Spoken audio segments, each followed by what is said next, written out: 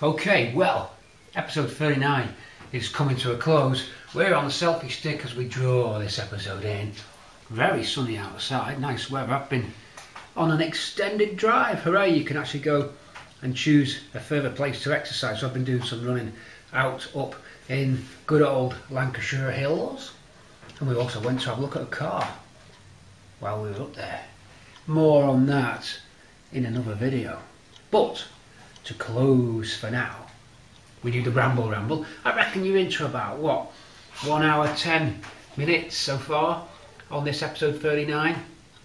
And we left just a few seconds ago for you, but actually a few days for me, doing the axle.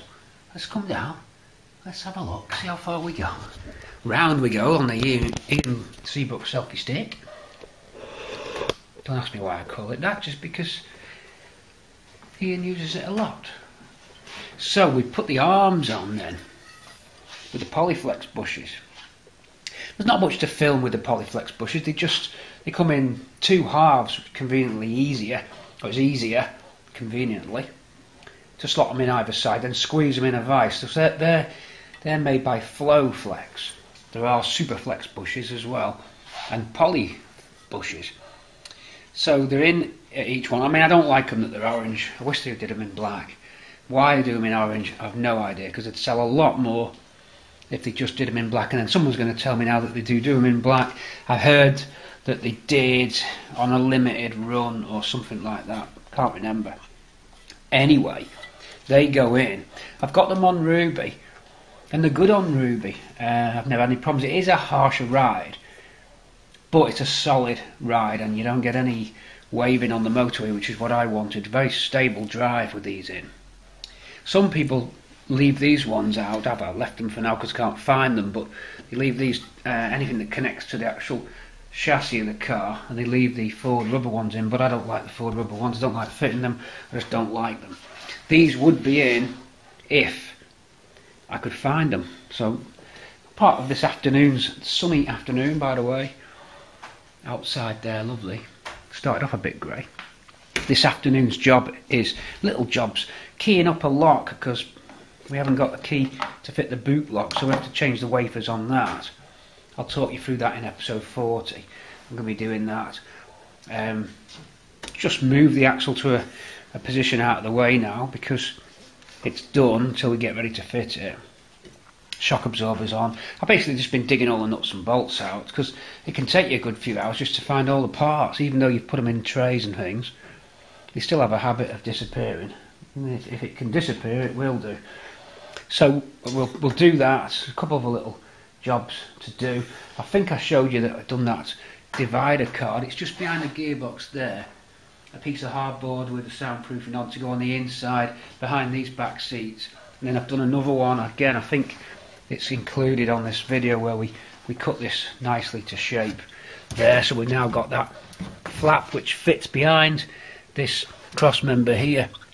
These deliberately fold back so that you can feed it in, and that I have two backing pieces on my cars with insulation between them. It just gives you even more soundproofing qualities. So that's that. So all in all, we leave you with the jobs on 39. At this point, the car is now docked and ready to go for its vinyl roof. That's allowed to be done. People are going back to work, and obviously we try and keep the distance. When I did the little recce on that car, I used the selfie stick to keep away from people, but I even ended up getting close, but no closer than when I go in the supermarket. So it's a bit tricky, all of this, you know. How much do you film? What are you allowed to do with this lockdown situation? You try and respect the fact that everyone else is playing ball, so you don't want to break the rules. I think I have broke the rules, and for that I apologise, really, but not wantingly, just incidentally, you know. Sometimes you just think, blimey, I actually just broke a rule. Difficult, isn't it? It really is difficult, and I'm cracking up in here. You know, I think we should be out on the open roads. They should allow more stuff outside in the summertime. You could still have a car show, couldn't you? Let's sit in and talk about that a little bit. We're not going to cover this subject much because, you know, everyone's sick to death of it, of course. But we'll set you up in the car and we'll have a little chat before we close. Okay? Here we go.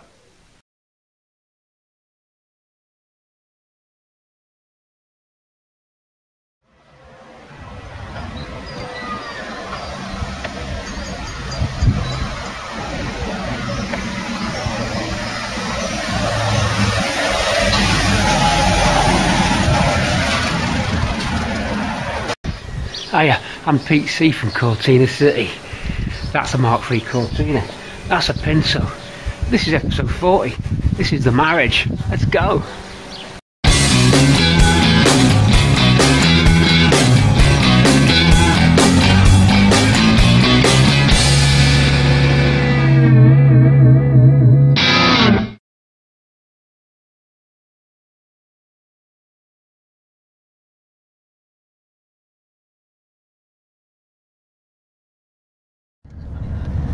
Well, a very warm welcome to episode 40, which opens with us taking the shell to get its vinyl roof fitted.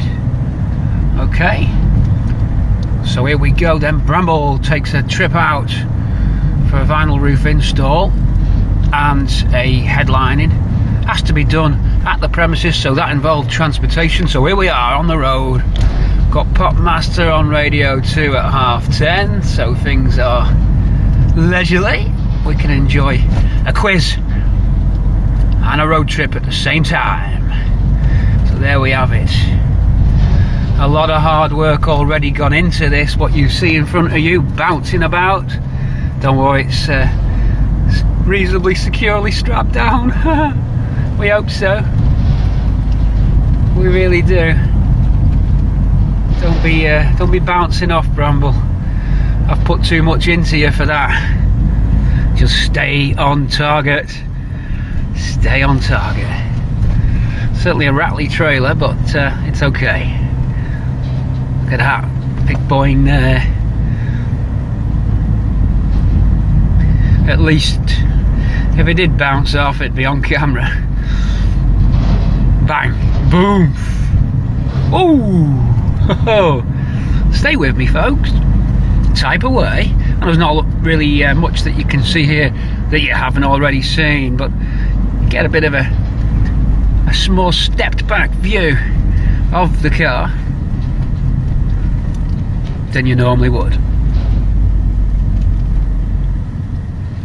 Roundabout then, man on a bike, no man on a bike,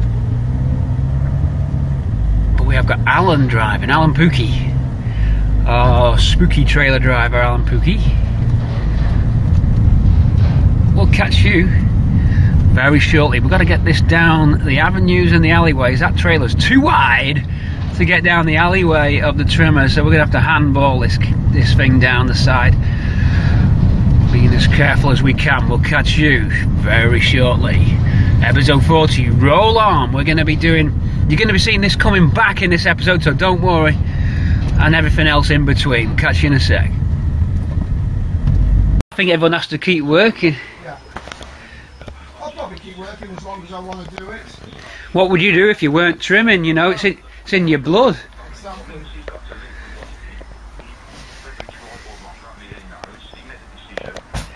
Besides, it always makes for extra money, doesn't it? Yeah, that's right. You can't really retire at stake there. You can't. How's James doing? I think it goes back to where the master's home next week. Yeah, I think it is. I think the paint shop's back next week, yeah. Yeah. Okay, with the car gone and a very echoey sound in the garage. Can you hear that echo? Yep. We prepare for the car to come back. Estimated completion 3 days. So, we've got to get the engine and box off the jig now that it's successfully tested. We're going to put it on a skate. I'm going to talk you through the exact way I propose to fit this into the car.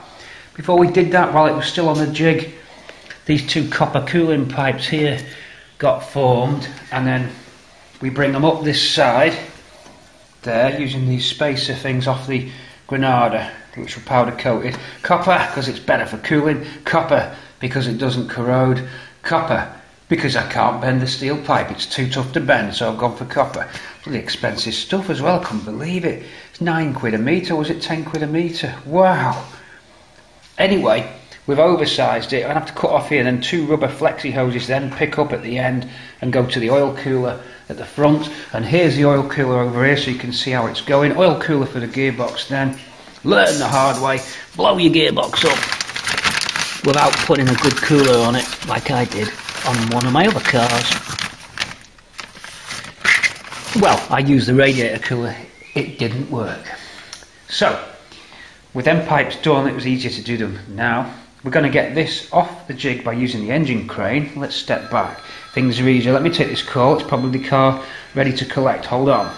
I took that city phone call, and indeed, car is ready. So, 3 days, just as he said. That's good. Right.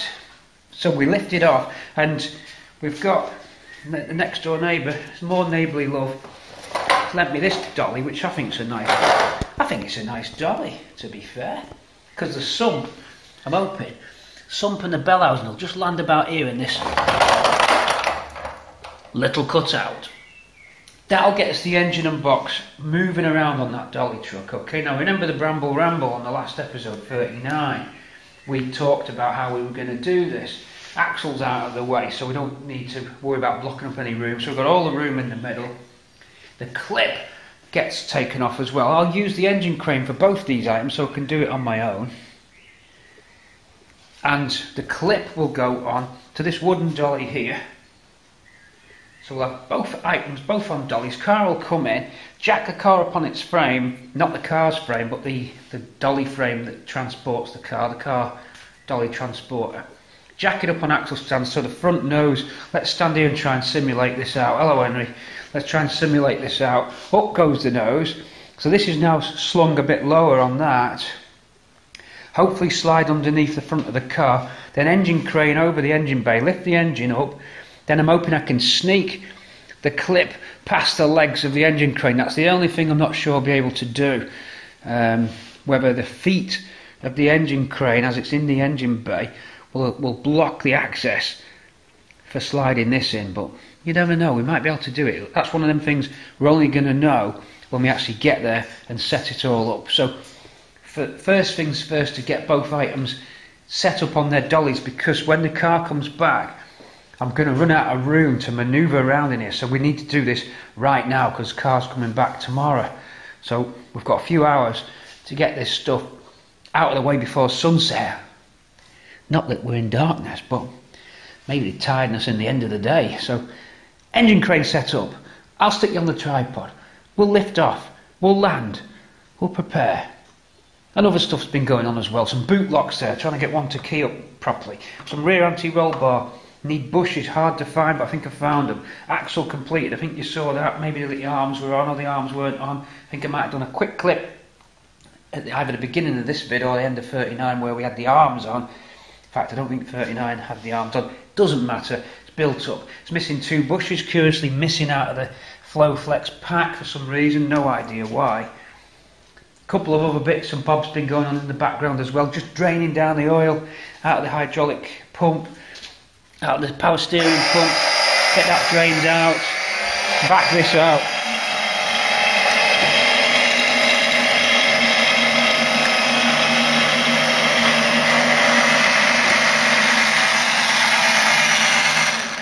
Just so that when I take this pipe off now, we're not getting covered in oil, but we probably will get some oil on it. I don't think there's any more fluids to drain. Oh, the water out the rad, and we've got a water pump to fit because this water pump leaks. It's a brand new one and it leaks, as you saw on the engine build vid. Doesn't leak on the gasket, leaks on the little bearing drain hole thingy at the front. Another one's in the post. So there's a few things just to do, but we'll get the water container next, so a bucket's required. Bucket next. Leave this to me, I'll get this ready. Next time you'll see this in a few seconds. Engine crane will be in and we'll be lifting off. Okay, see you in a sec. You see, episode 40 then. All sorts. It's a potpourri, a mix mash, a washing machine window full of goodies. He's going loopy again. Okay, with the hoses off, let's get into the shop. As you see down there, with the hoses off, with the water drained out. I think I've got every bolt now, so it should lift away. Maybe just the starter motor, power feed perhaps. Is that the only one? It should start going. That might not stop it. No, that won't stop it. So we should lift away. The crane is in just here, just out of your screen. The back of the jig, the engine jig, is jacked up with a jack so that the engine crane's feet can slide under the frame of the engine jig. Let's see if it works. I don't know what's really going to happen now as I just go behind the camera. It should start to take some pressure off. Let's just see what we get. I can keep my eyes on it very closely, watching that cat there. And of course the chain. Let's just, sorry I walked in front of the lens. Oh, hang on. Let's just get some packing around there. Okay, round we go again. On the merry-go-round. Okay, you still with me? In theory it should lift it slightly backwards, but it might lift the whole jig off the floor. Yes it is. So why aren't we disconnecting? There's no reason why not. It isn't connected. I think it's just going to need, hang on, let me get the screen round. It's going to need some leverage, because if I recall it just almost forced itself into those engine mounts. The gearbox isn't held on at the back, so really I'm wary of the fan trying to hit the radiator. Really I suppose it'd be better with the radiator off, but at the moment the rad is on. I've never done this before in front of the camera again. This could suddenly go. No, I was going to say I've left the engine mount bolts on, but I haven't. Off screen then, rare times when we're off screen we don't want to take you off screen.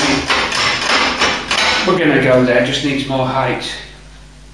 That's all it needs. Hold up, I go round because I don't like going in front of your viewing experience. Needs a bit more height, a little touch of a crowbar, and then it should break away. One end will go higher than the other. Tricky. I'm going to get you a better angle now as well. Okay, trusty crowbar. Just poof under there, and that popped it.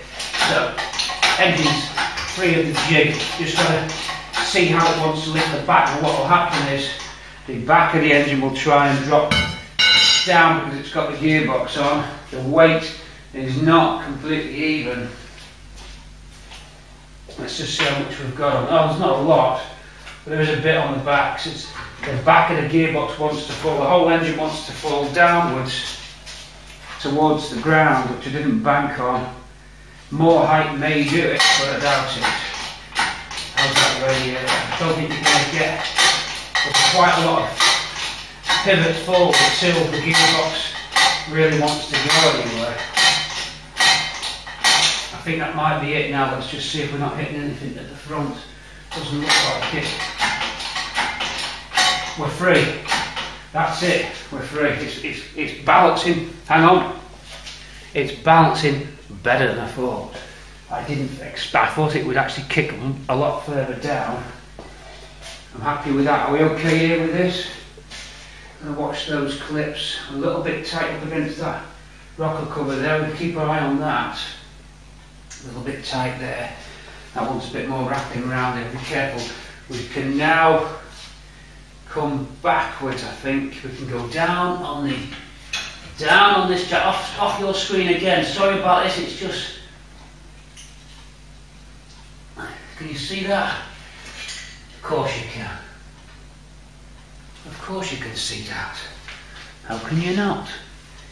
Okay, different angle again for you. We like to mix it up a bit. Right now then. Come on, let's have a look. Come on in, let's have a look. There you are, better there, better. In. There you go.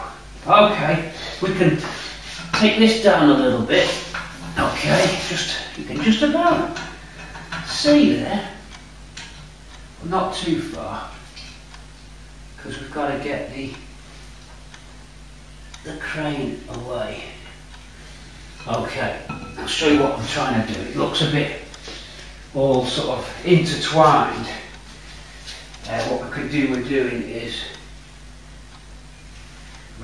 tying the back of the gearbox to this so it doesn't start flying around all over the place when I pull it back now. Well, why don't you tie it to it then? Okay, we'll tie it to it then. We'll get some string. I ain't got any string. Bit of wire, little hook. I just want to hook this, I just don't want this just wobbling about. I know that's the output shaft, but it's sideways force, not. I think we're going to get that there. A little bit of gearbox oil leaking. I want to come out the speedo housing. The speedo's not bolted in. Backwards.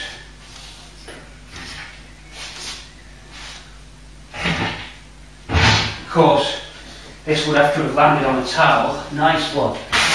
Nice one. Wow. The power of that towel.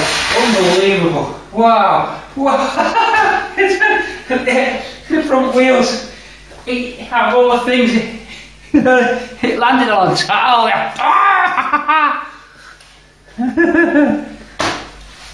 Right. Okay. Okay. I'm on my own, you know. And of course, if you can run over a cable, you'll run over a cable. Right, all wheels are free, apart from that. That towel's still holding on. Wow, it's gone down to the size of a postage stamp. Unbelievable. You couldn't if you wanted it to. So it's jamming the wheel. Oh, it's come off it now.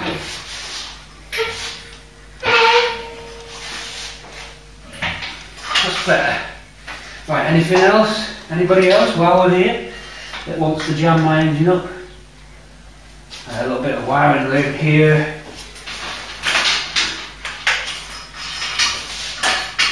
That, ladies and gentlemen, gives us complete freedom, almost complete freedom. As soon as this bottom leg goes out, engine is free, and all we're going to do is, there's no big deal. Yeah, okay, we're just lifting an engine, making a big deal about it, but we're hoping to place it on this dolly now so that the engine is movable. The whole point being is the shell's coming back. We can't afford to have this engine test jig either on the left or the right of the shell because it's just going to be unmanoeuvrable.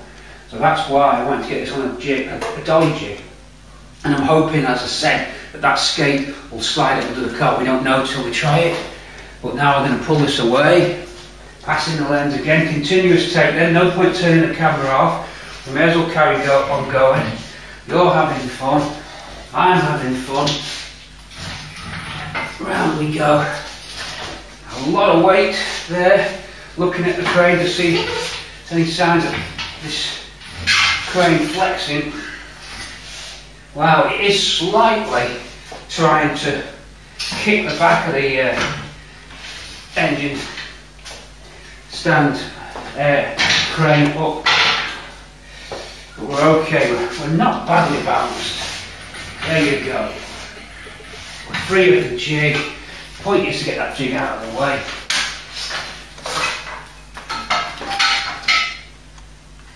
Let's get this jig out of the way.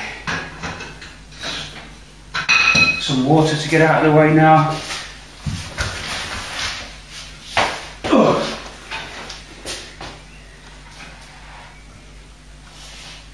Okay. Here we are. Do you want some soup? Delicious. A broth. L. Oh. Open the door. When you know when you're getting older, you start making them noises.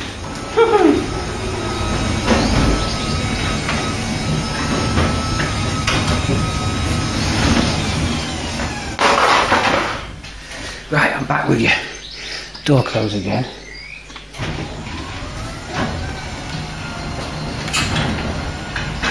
Okay.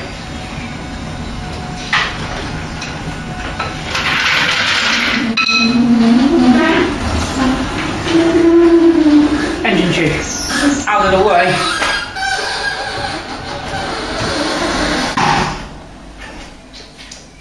We can now store this away. We don't want this in here anymore. This is now surplus to requirements. Goodbye. Thank you for your help in restoring Cortina City. As we say goodbye to our engine test jig that serves us proud, ladies and gentlemen, outside in Patreon and YouTube land. Say goodbye to the engine test jig. If you want to buy it, this is going up for sale if you're interested. £150.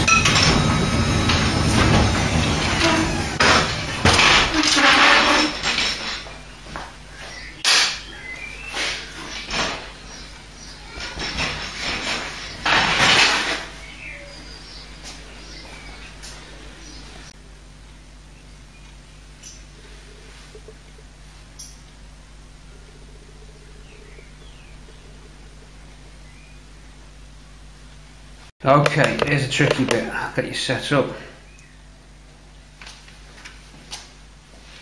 We've got to lower it onto the dolly now. Will it go? What will happen? Will it crush the dolly? Will it be happy on the dolly? How will it fit? Nobody knows. Will the back end, the tail housing, whoa, the tail housing stick? Nobody knows. What position should we have it? Where will the sump land? Nobody knows. Just got to see what happens.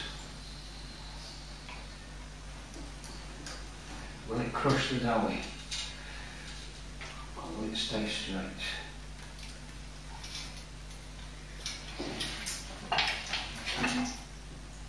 There's water coming out, but I can live with that. Okay, a little bit of water.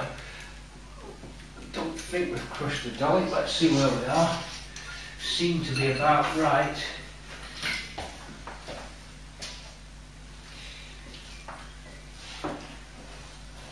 I've got a feeling that we're okay.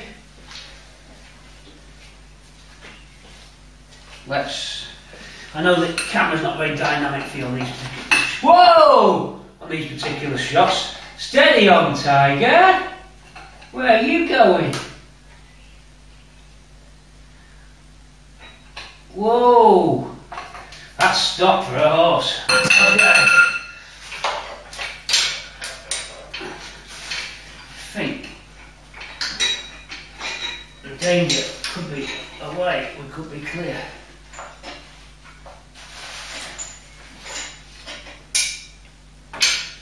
Ow! Don't do that. Stop that.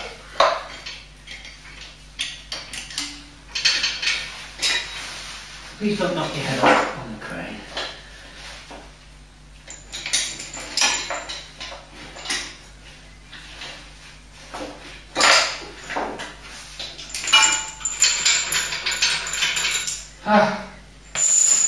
Whew. Now then, will it go? Let's just feel for stability first. Well, we're a little bit rocky, look. We are mobile though. Just. I think it works. Just. There's no lot in it. The dolly's on its max there. Let's get back onto camera. Okay, maybe on the limits of that little. No, actually, I think it's all right. To be fair to it, we're positioned just about right. The sump's landed in the recess of the dolly. It's Martin's dolly. If I break it, I'll have to get him a new one, but I don't think I broke it. And that's it. That is movable, a movable piece of kit which we can sneak to one side when the car comes in. Now my plan is, look how my door works. You've got your pedestrian door there, the main door. So I think it'd be better to line everything up down this side. Then the shell can be coming in further against that wall, which gives us a pathway out of here to drive the engine on the dolly, turn it round and then come into the front and under the car, and hopefully that'll be the plan. I think it'll work. I really do think it'll work. So only time will tell. Car's due back tomorrow, as I said. Let's now use the crane to get this off. It won't be as difficult, this, to get the clip off the again off the dolly jig and onto this Clark wooden dolly. That gives us 2 pieces of kit mobile, 3 pieces of kit because the axle's on that dolly. So all 3 sub-assemblies then. There we go. So we've worked on them all. We've looked at them all. We've done what we can do on each, as you've seen each video explaining the clip build, the engine build, and the axle build, all on separate videos.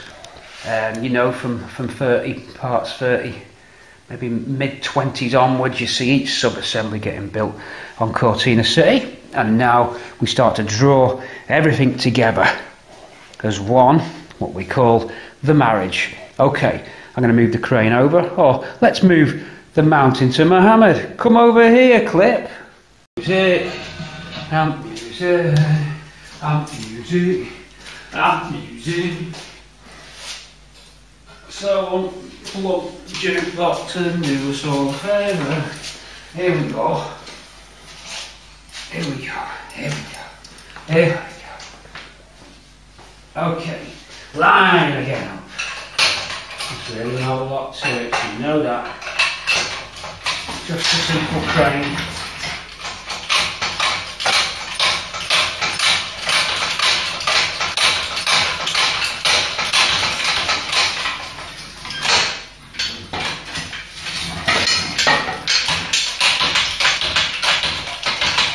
Right, let's get some chains connected.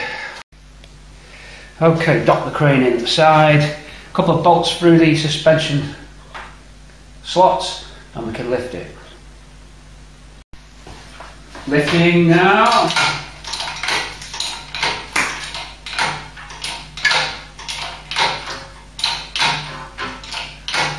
Dolly, clip. That is it. Mounting bolts out. This dolly, this suspension clip had these mounting bolts holding it on, which you can still get to when it's all built up and remove. And you're good there. And now let's just check you're okay at that angle, because you're now in free air. Okay, we're going to point you down as you bring ourselves down to the deck here. So we just push this out of the way, that goes, and then a couple of tiles down on this,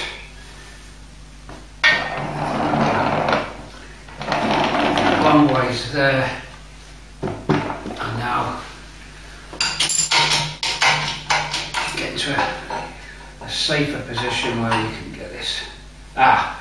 It's going to hit Houston. Oh no, because I need it right flat as well on that track. It's going to come down, it's going to hit the feet, it's going to hit these. I need to chock it up really, but it needs to be as low slung as possible. So how can I get that's going to land on there first? Oh dear. Hold on. What about if we go this way? Maybe we get it that way. It's still going to hit. Might not, let's have a see.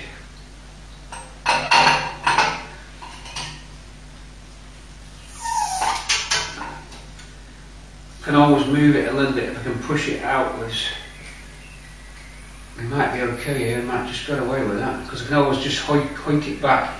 It's more central. How are we looking there? Quite a bit of room, to be fair. It'll work this way. I think we're on, everybody. We're in. We're okay. Panic over. That's nicely low slung. That's laying lower than I thought. that should sneak under the car.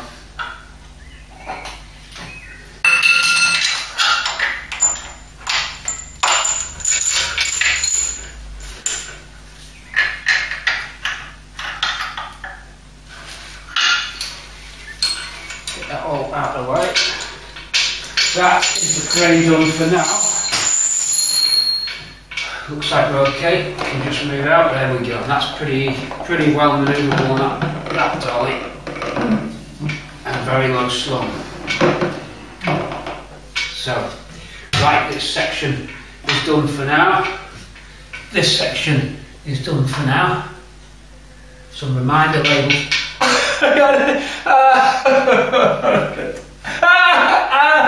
Oh, my sore elbow. No. I said don't hit that hook. Oh no.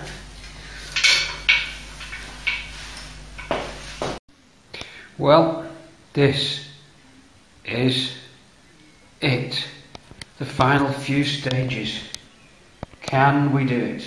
So we have all the running gear ready as explained, and now even more space, even more room to breathe. Wow. So just a few hours away, 12 hours away from the shell arriving with its final roof and head lining, and we get straight in to banging in this engine. The dolly does look like it's collapsing to me, but it's going to make it. Next door neighbour may not be happy when he sees what I've been doing to it, but let's hope it springs back to life. So, I'm going to go and get an early one, ready for tomorrow's big festivities. Suffice to say, we shall film it coming back, we'll film it coming in, and then we'll get right into things, okay? Because as I said, it's a potpourri, this video. It's bits and bobs here, bits and bobs there. We don't really know where we're going. Episode 40, Uncharted Territory, and we're in the month of May, and we're perfectly allowed to film this, perfectly allowed, and if I do that, perfectly to have a little look on the sizzling Semperate Tyres calendar.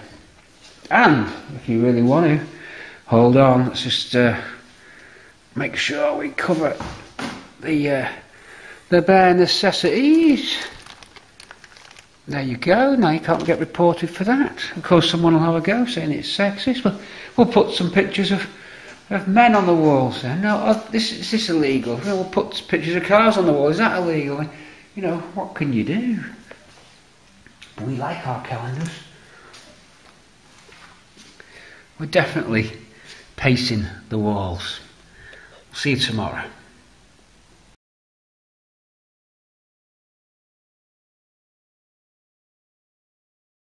Well, days to pick up a Cortina. Don't get much better than this. Perfect sunshine as we almost hit June 2020. And yeah, we're all alright to go out and do what we're doing. Everything's fine. Obviously, we do the usual and we keep our distance there. But yeah, two people about to hit within 2 meters. Woof! Everyone out running. I'll be doing that tomorrow.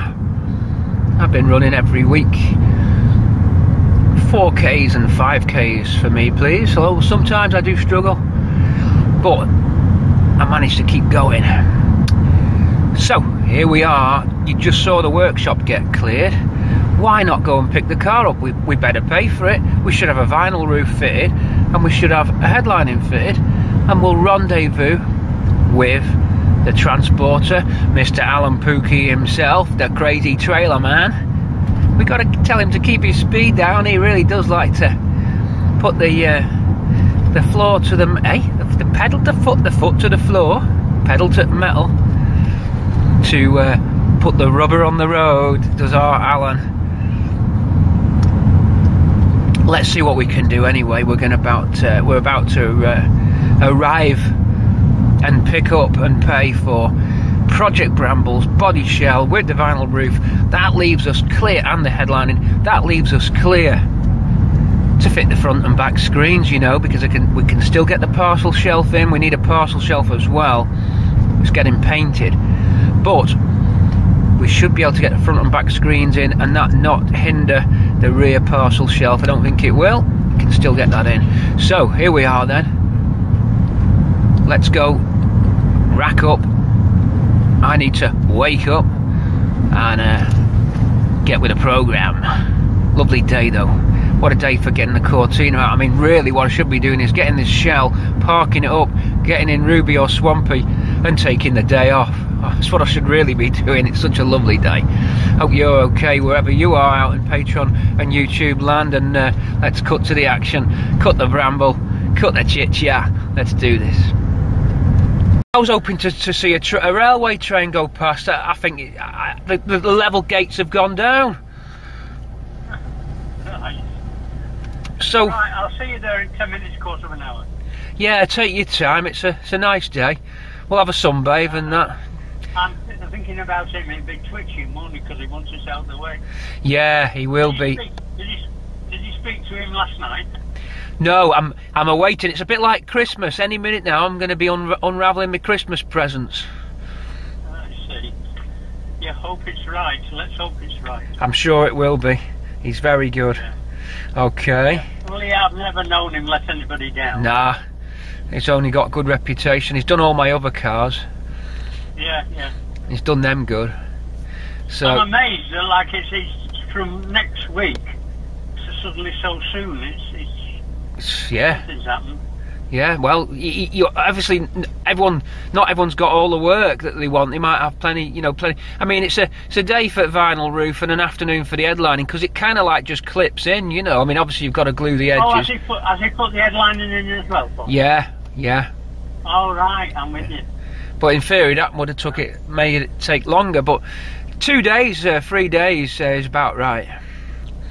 Yeah. So. Yes, he wasn't going to have it ready till Monday, was he? Maybe he had another job cancelled. Who knows? Which well, he said, didn't you say he got a panic on?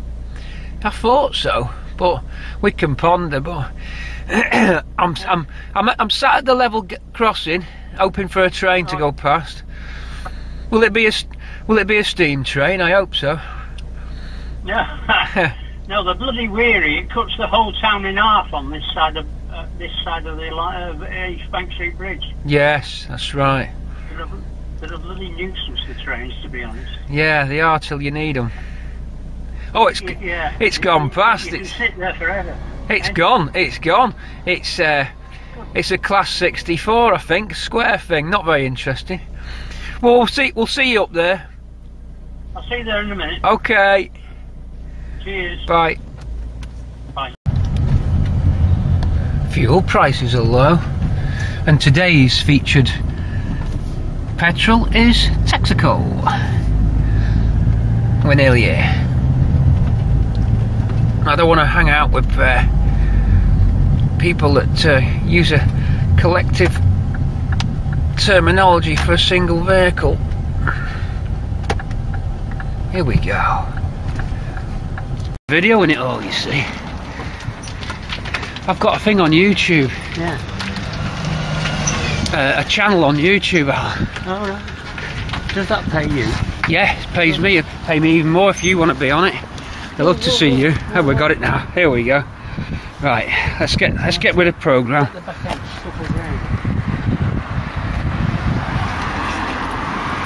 They blow up if you put too much in them. Oh, does it?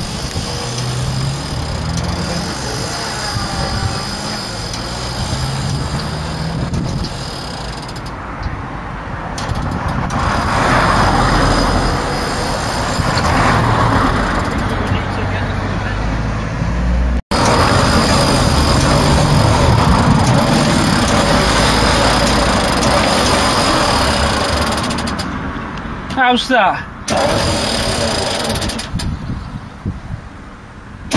That's it. It's one busy road. I'm trying to get across to Mr. Alan Pook, but I can't do it. I can't get across.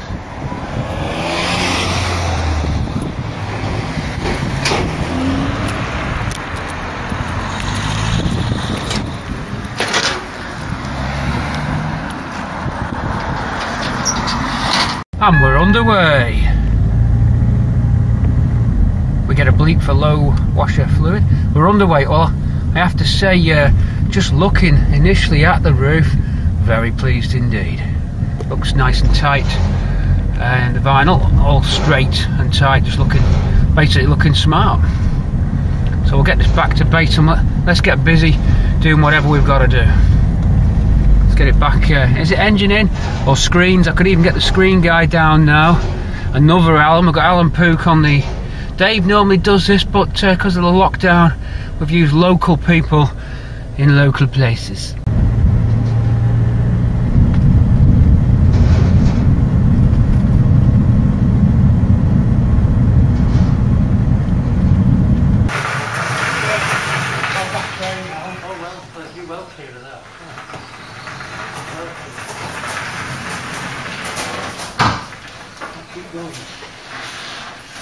What we got? We'll keep going. Right, now you can fix the background if you want. Always worries me doing this. It always worries me doing it like that. Right, that's it. That's the right angle. I wanted it slightly skewed across. The angle of the dangle, is it? The angle at the dangle, lad. That's it. That's the angle of the dangle. You're in. What can I say? You're on this buggy. Is that a workout for you today? Eh? Is that a workout? I don't need a fucking workout. I tell you what, you've done some years on the job. Moving these. Eh? Moving these, you've done some years on that. Have you always had that trailer? No. I've had that trailer about 4 years. I had a wheels underneath one before. A tilt bed. I'm forever getting pulled up with a DVLA. That vehicle's not, they're out of order. Every DVLA place that pulls you in, they do not know the rules. Okay. They make it from their own.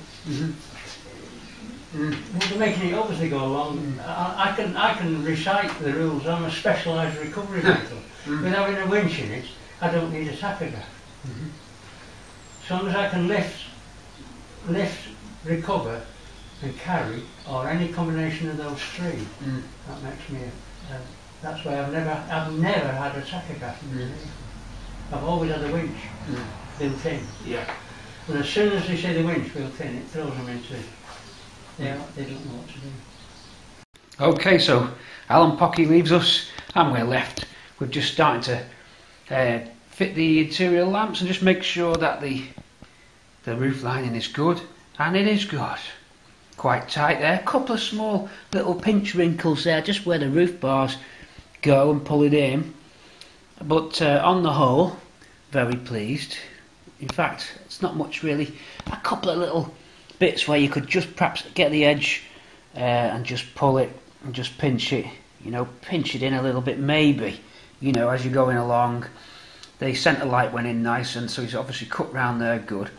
And that front light went in good.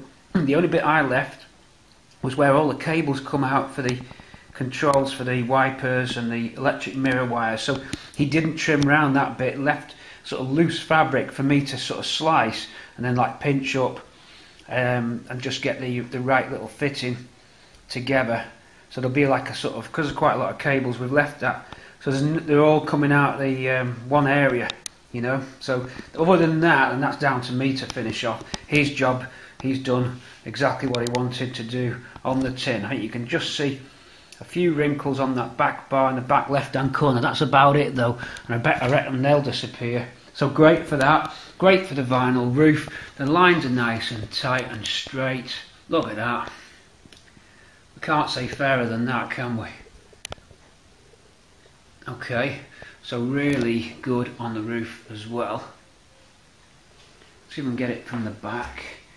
Just trimmed in to suit the C-pillar trim there. Have a look down the line. Yours, okay. And that is your vinyl roof completed. Starting to look like a car now. I can't really say much more than that, except let's get busy and we're going to do the engine. Well, what can we get the glass in? I've got a choice of two back windows. Bramble's original, which would be nice to fit, but we need to check that the heated rear element strips work before the glass guy comes, because he could be here this afternoon or in the morning. So really we need to get the glass and the trim ready, I suppose, because the engine I can do any time. So really I didn't think the glass guy would be available and back to work until the 1st of June, but he's jumped in now and he's away. We're almost at the 1st of June. I think we're 25th today, 26th today, maybe later. It's coming up soon anyway. Could be the 1st tomorrow for all I know. I've lost all track of days and time, but front screen can go in and back screen can go in. We better get on, and we've got the front screen ready. We just need to get the rubber and the trims lined up and sort of set it up on some trestles. So that's what we'll do really, so that we're ahead in case he just suddenly drops in on me. So glass now, going to clean the back glass, some soapy water, then some Windoline or some, you know, proper valeting glass cleaner. See which one's got the less scratches on it. Perhaps I could live with the heated rear, but I couldn't live with scratches. So we're really going to let the scratches on the back glass dictate which one we use. The best glass wins. Non-tinted glass on this is Sundim, not available in 2-door cars because they didn't do a 2-door 2-litre E as far as I know, which is the only car that had Sundim on it as far as I know, unless it was special order. Front glass has got the tinted strip at the top, custom built by Pilkington Glass. You can get them about £200 for the front screen. We've got a brand new front screen with the tinted glass, so clear but tint. I think the clear is going to work well on this car because it's going to allow you to see the red and silver contrast, which is an important feature on the car. Example, clear glass here will allow us to just see a better contrast through there rather than it being too smoked out. I do love tinted glass, Sundim glass, I love it, but unfortunately for this car it's not going in. Anyway, let's go, let's find the glass, let's get on with this. It's enough rambling. But yeah, a success, bargain price and a great job on the headlining and the vinyl roof. So great, and no damage incurred, no scratches, no glue, great.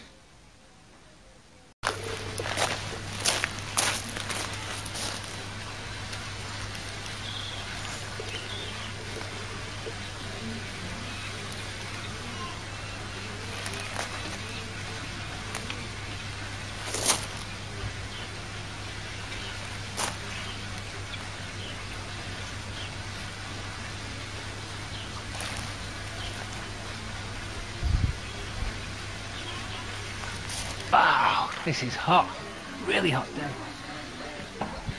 Cleaning all the back windows that I've got, every back window that I've got, I'm cleaning.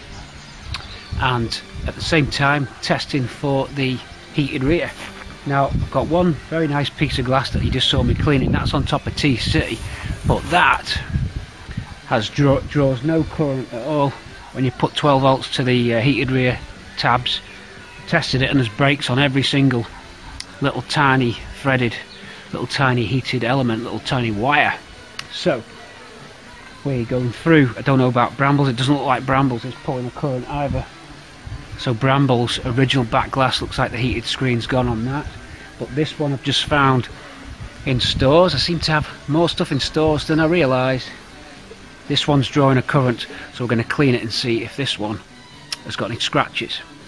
Scratches win over heated rear, but no scratches with heated rear wins the equation. Let's see what we can find. Okay, so boot this one up. That's giving us 4 amps, 3 amps. It's probably not every single connector, so we're just on here. I'll just make sure it's not because it's arcing. Doesn't really draw heavy power. I've got a probe here. I don't think this will work. I don't think it'll actually pick up the pinpoint accuracy that it'd need to actually detect. Oh yeah, 20. Oh, we are getting something here, look.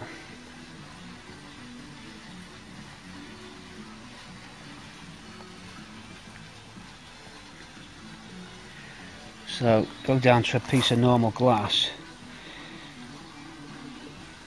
26 heated glass,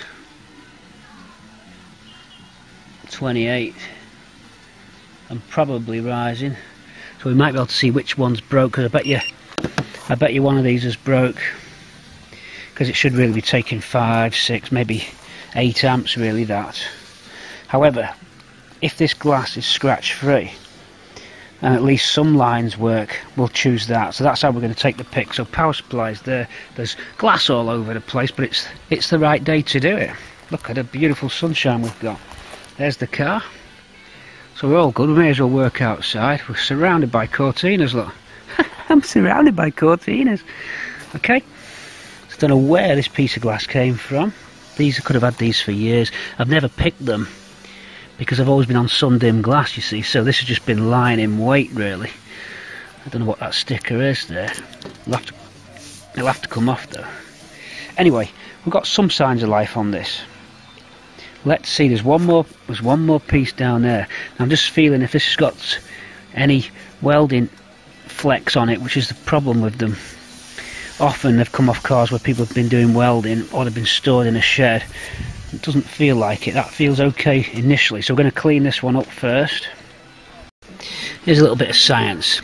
In theory, I mean, this does feel warm now to the hand, so it is working. In theory, we should be able to check which ones are out. I mean, I could put steam on it, but it's so warm today, I don't think it's going to condensate. So look, normal glass temperature. As we hit a line, do we go up? Well, that's gone up to 28, so that's got to be working. Look.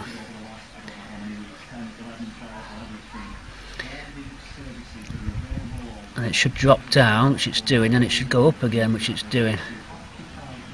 Drop down. Each line. 40 on that one, look. So we can tell which ones are off. Maybe none of them are. We might be in here. It's looking better than I thought. I'm going to run that down like that and just see if we can really establish, but it's feeling very hot here. So, well, not very hot, but it's certainly warmer than that patch there. So that area is good. This is looking like a good one. Now, let's hope there's no scratches on it. This could be the one. We could be in luck here. Let's keep looking. Can we be in luck with this? So outside, having fun, and again come up with a theory of running the probe, heat probe, sensor probe, thermometer across here, and the theory being it'll go up and down as it goes between the hot spots or the lines. So 1, 2, 3, 4, 5, 6, 7, 8. There's 9 of those lines, so we should see 9 dips on the temperature, or 8. Even if we get 8, then we're already 1 line down. I've often seen these working with 4. I think Ruby's is working on 6. Top and the middle one's out on Ruby. Swampy's working on about 5. It's just the way that they are. I mean, someone said you can get silver paint and touch it in, but can we do that here, do you think, folks? I don't know. That's going to be... And I thought that would be a specialist job. I believe Pilkington are making these heated rear. So you can get a whole new piece of glass, heated rear. So well, I'll look into that. For now, we'll go with what we've got and have some fun. It's a bit reflective outside, of course, and there's a bit more ambient noise than you'll be used to on my films. But fancy a little break. I said it was a potpourri, this episode 40, so let's keep in it. Let's just see. I'll give you an update. 1, 2, 3, 4, yeah, 9. I'll see if there's 9. Here we go, and then we'll get it cleaned and see if there's any scratches. Back window then, Project Bramble. So, the result is we can move forward with adjusting the lockdown in England on Monday. Okay, it's lawnmower time for all the neighbours, so we'll have to speak up, but that's fine. This has got a scratch on it, but I can manage it. Here it is. You can just about see it and hear it. Just one scratch. Other than that, it's pretty intact. So, on the whole, we've got a working, as far as we know, every line on that works. There's no major scratches on it, certainly livable. That one you might just be able to see it if we come in. It's about here, so take you underneath there. On the outside. So one scratch. We've got one more screen to look at. One's rejected because it's got welding spatter on it. This one, loads of welding spatter, and anyway, there's no feed coming out of that. This one we don't know about yet, but it looks like I can see scratches on it already, although we don't know, we haven't cleaned it. Let's just see what this one draws current wise, and we'll pick the best overall one. That's enough for the windows. Just thought I'd let you know how I did it. One of these will be going in the back of that vehicle over there. A new day, a new morning, and time for the new screen from Pilkington Glass. There we have it. One new front screen with shaded top and a new old stock front screen rubber, brand new, very supple, and a new old stock back screen rubber, looking good. And Alan is here to fit the screens, so we're rocking now. Fresh from Pilkington's.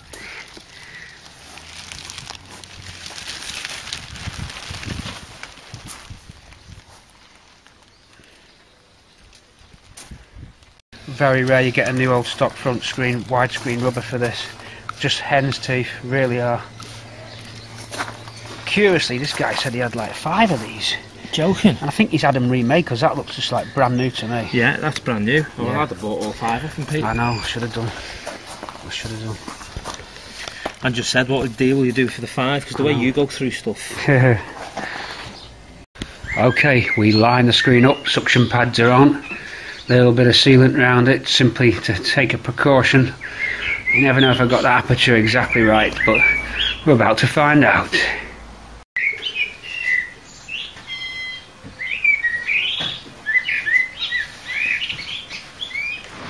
I can't believe you put the seats in for me, Pete. I thought it'd be easy without the seats. No.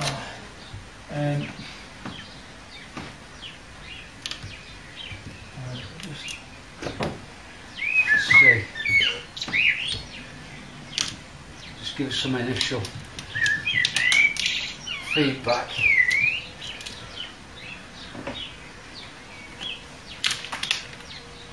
Any signs of life yet?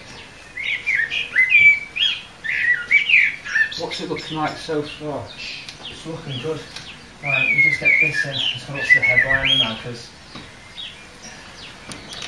first, So just a bit of pressure on this side, top to bottom. Look, so just.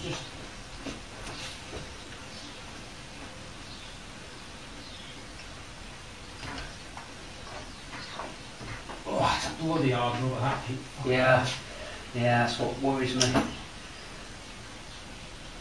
Some small clips to go in that hold the parcel shelf in. Look at those there. I couldn't find them just before. I couldn't find them when we were fitting the screen. So they just 3 little clips. There's 2 types actually. This model here of Cortina has the types that slide sideways to connect in. Some push in with a slightly longer hole. I'll show you what I mean. That hole, the bottom of the screen there, screen, do you know what I mean, is where the clip goes. I'll show you them clips in a sec, but the screens, they went in. The little front one went in a little bit easier because the rubber was actually a brand new remanufactured rubber. Very soft, I must admit, and that made life easy. You always get a bit of variation with the trim, but looking at the fit, especially along the top of the roof, which was the bit that worried me the most, and it's a beautiful fit. Down the pillars is good. Under the screen now, this is where it lifts a bit, look, simply because the way that the rubber is quite spongy, it's pushing that trim up. It's nothing to do with the actual you know, the bodywork. You may think it's something to do with the bodywork. It isn't. It's just the way that trim has probably got a kink in it, because look, it will go in its right place. So it wants to sit there. The trim's just kicking up a little bit. Just a bit of tension in that bit of trim piece. I can live with that. We can use some tiger seal if we wanted and just pin that, because wind will get under it. We get a bit of a deviation off up there, but this rubber's pushing out. I can actually push that in now, but it needs, again, it's got mastic on it, because I anticipated with me rebuilding the shell that I'm not going to get that screen to fit like the factory did. You're asking me to do a job which I haven't got the jig machine to do. I'm a miracle it went in. We knew it would go in because we've had the screen in, of course, but You always worry when you get a different rubber than the one that you use to fit it, whether things will change, and they didn't for the front, with the exception of the trim kicking out a bit there, although I must admit Ruby's wanders a bit, and they all have this quite a pronounced gap here, just at the lower. We can go and look on the other cars, and even Ruby's scuttle is untouched, so about the same drop in there, so that's okay, we can live with that. That's all within normal Cortina land. In other words, it's nothing specific to this car, it's just you get those things going on with these Cortinas. The back, I'm happy with that. We get again the same anomaly. I've got a small dent on the trim, but this is the only trim I can get my hands on, Bramble's original trim. I have some other stuff that's locked down in a unit which isn't open because of the corona, so we've had to put this in. If I didn't do that, we wouldn't have got the window in, we'd be held up, so we're going to have to go with that. This bottom piece was recoated. These ones are quite good. There's a dent there, but you can't get them dents out anyway, so I'm happy with that. I knew it would be a problem. Here, a little bit of the rubber's that hard that it's pushed this trim out at the bottom. See, just there, again, easily repaired. A couple of little minor marks in it, but I'm happy. I knew it was going to be hard, I knew it was going to be difficult. This screen at the back was difficult because this was a Ford new old stock rubber, but it'd gone hard and lost all its suppleness, so it made fitting the screen difficult. It needed sort of persuasion to go in, if you know what I mean. So that was tricky. It needed pulling, pushing, bashing, and it went.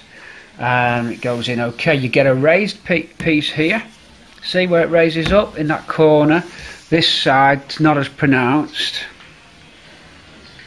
although it does raise up in that corner. That's fine. Looking inside, the trim is neat inside, going all the way round, not damaged the headlining, and gone in fine with no damage, no marks on the headlining. And again here in the front for the screen, neatly fitted, neatly round, lovely and straight up the A pillars, and looks a nice rubber, and nice and straight along the roof. If we can get you to auto in, okay, and then down that B pillar will get you to auto in. Sorry about this for a sec, just so you can see it. It's a beautiful fit. Inside looks better than outside, simply because of the way that chrome trim's trying to push back on itself. They're a pain in the bum, them chrome trims. They really are. They never want to sit. They always stop kicking out, pushing up, and going all where they want. Have a look over here, just so I show you what I mean about that back window. These cars, certainly Ruby shell was untouched. Look how it kicks up in exactly the same place, but on the opposite side of the car. It's weird. About the same lip up there, and Swampy even follows it, and Swampy's is on the same side as Bramble's. Starts off flush there, raises up at the top, goes flush again. Always seems to be that corner. On Ruby it's the opposite side. That corner seems to dip in there, and that raises that up a little bit. I think it's slightly raised on both sides, this one. Ruby's raised on both sides. No.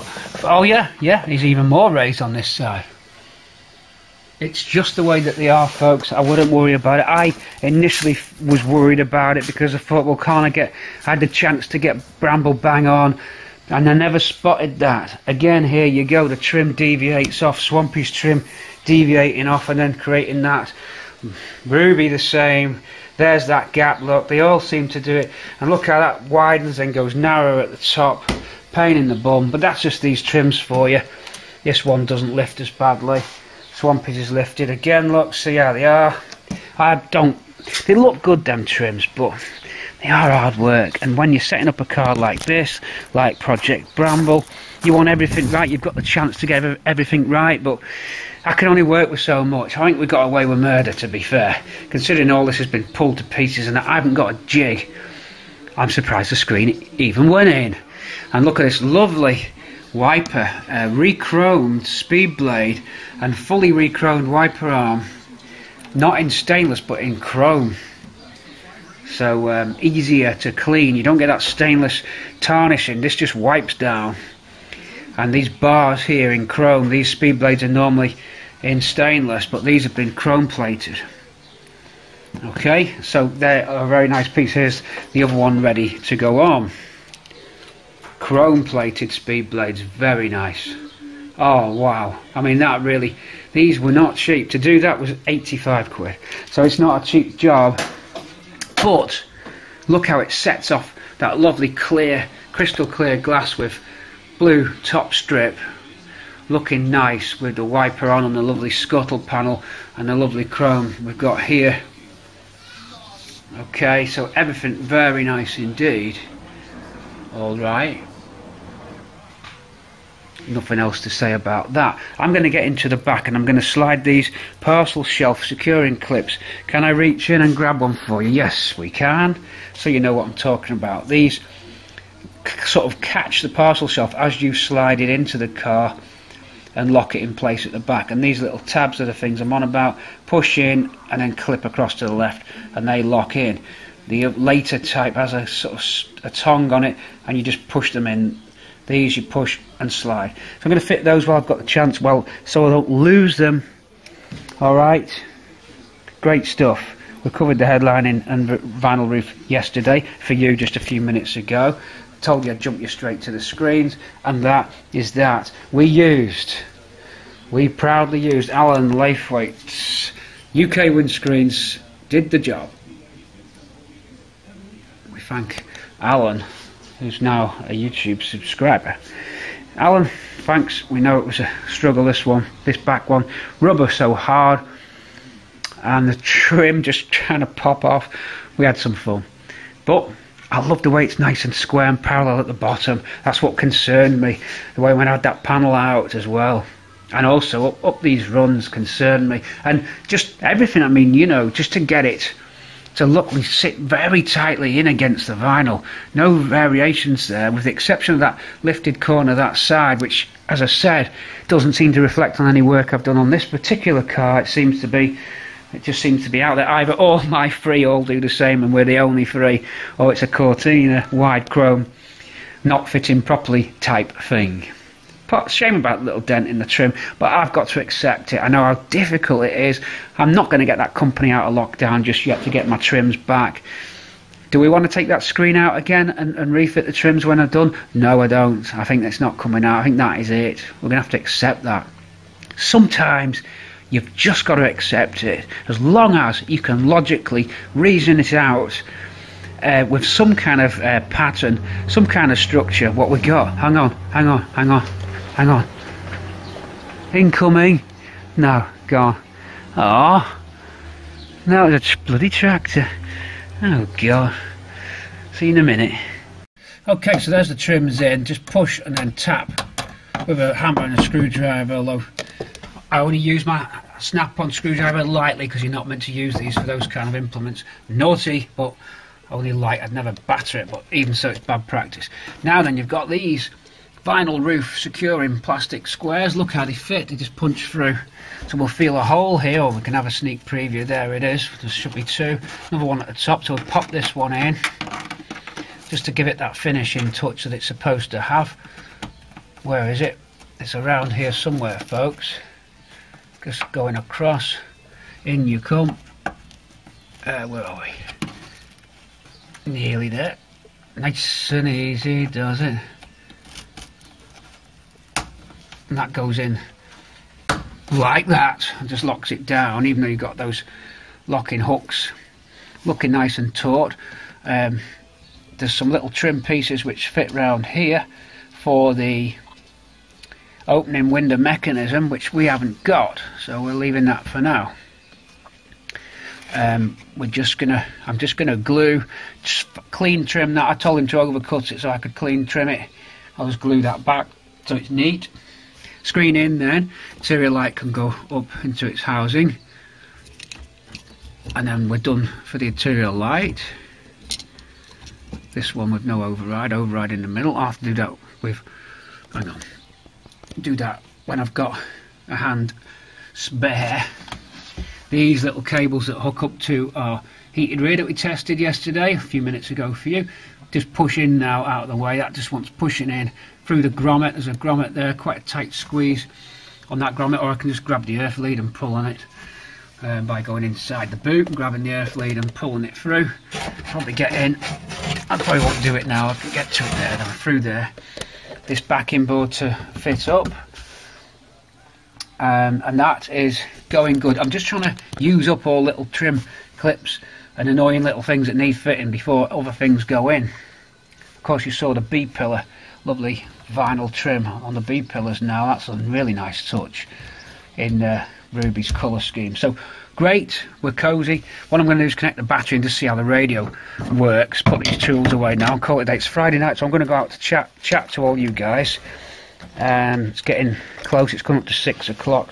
We're just 2 hours and 10 minutes away from the live chat. So I'll give you an update. Sorry about that, swiggling around then. I'll give you an update on the live chat on what's been going on today. So you'll, whilst you've not seen this film, you'll be watching episode 38, I think, or 39, is it? 39, I think you're watching tonight. Okay, so enjoy that tonight. I'll go now and start putting stuff away and winding down. A couple more little bits and bobs to fish out in these boxes, just to get a feel for what's going in next. A couple little things to do here and there, all little odd bits. We've got the USB console plug. Look at this. This is the USB extender. Look, it's an extender that connects to the MP3 system. Then we drill the appropriate size hole, and this snaps in just behind the choke control down on the column, and that's where I insert my MP3 stick, just there. Okay, so that's from changing your music. There's nowhere really else for it to go. If I put it there, at least it's on a changeable part of the car. Them shrouds are easy to change if you ever wanted to reverse fit the car. At least you haven't drilled it into the main dash.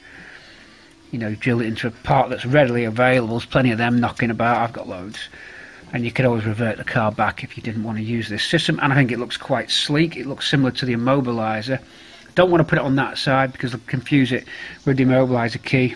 This is just clearly USB. You can get one with the line in, which I've got, but I found it too big. Here it is. This is a bit too big to fit on the console. Could put it in the glove box, but I didn't want to reach across into the glove box to change an MP3 stick. Very rarely I would change the stick while driving, but not often. And that's quite easy to grab. It shouldn't do it, I suppose, but pull into a lay-by perhaps. Open the ashtray which my MP3 sticks are stored in, swap, and you're off. Of course, with technology as it is now, the need to swap USB sticks is pretty much not needed with the size of the stick, what you can get on it. But sometimes it's nice to have separate sticks with separate genres of music on. So I'd have drum and bass stick, I'd have a Pink Floyd stick, or rock based music, 80s based music, 90s music, rave, stuff like that, and just maybe 5 or 6 USB sticks would do me for the whole lifetime of the car. Bit of a ramble there. Let's get out and carry on. I'm looking for some wiper blades so I can fit the second lovely chrome plated speed blade wiper and arm, which look beautiful. In fact, we could fit the washer jets now. We could actually attach this, see where the sweep pattern is, so we can get the water sensor in just the right place. The rain sensing IR units. Let's just get you know. Okay, I'll keep on going. Looking good. Wiper arms fitted.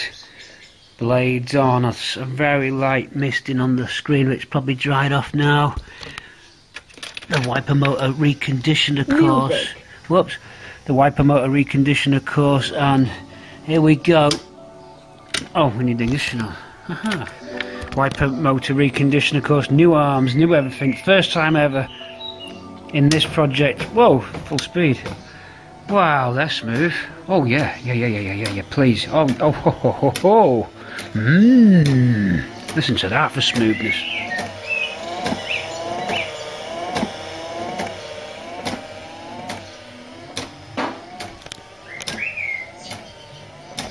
We are slowly coming to life. Isn't this fantastic? Speed 2. Beautiful. It's a beautiful action. A beautiful smooth action. Love action. Let's go. See you, Phil. It's it. I'm out of here. Friday night. Look what time it is. It's Friday, the 28th, 29th, something like that, of May. And we've got to go and do the live chat. I need to go and get something to cook, some food and some Peroni beer. It's beer night, it's Friday. I've managed to withhold through the week, just. Odd little sip here and there, but on the whole, written it off in the week. Let's go and make up. Make up or break up, it's a game we play. Hasta la vista. Oh, tires.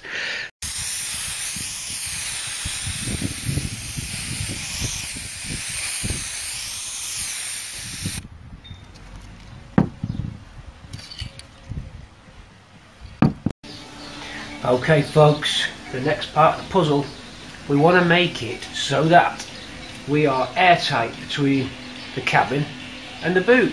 It's something that Ford never did because all to do with just money really, and they weren't building Rolls Royces. But we are. Yes, I know, hang on, my hat's not straight. Yes, I know, be careful. For the trim. Okay. I know what I'm doing. This is very directional, you're usually alright with it.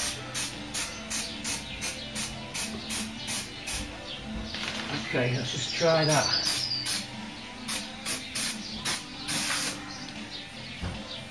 Now I know this stuff sticks good to polythene, it doesn't come off. Once you hit this on polythene it's on, but it doesn't seem to like that metal, at least it didn't. But it may like it now, let's see. Either going to work or it's not. No. That seems better. Yep. That's working. We mustn't forget that we have the Parcel shelf trim clips as well here. So we just cut round those. Can you still see that? Yeah, just about on. We cut round those. The Parcel shelf to hook into, and that's now solid. So that's how you solve that problem. A bit of spray adhesive onto your metal, and then this stuff will go for it really nicely. Let's get the length of that piece. We're just about there. And on we go. Yeah, it sticks to that polythene really good as well. Over that one, round that one, in, and we're off.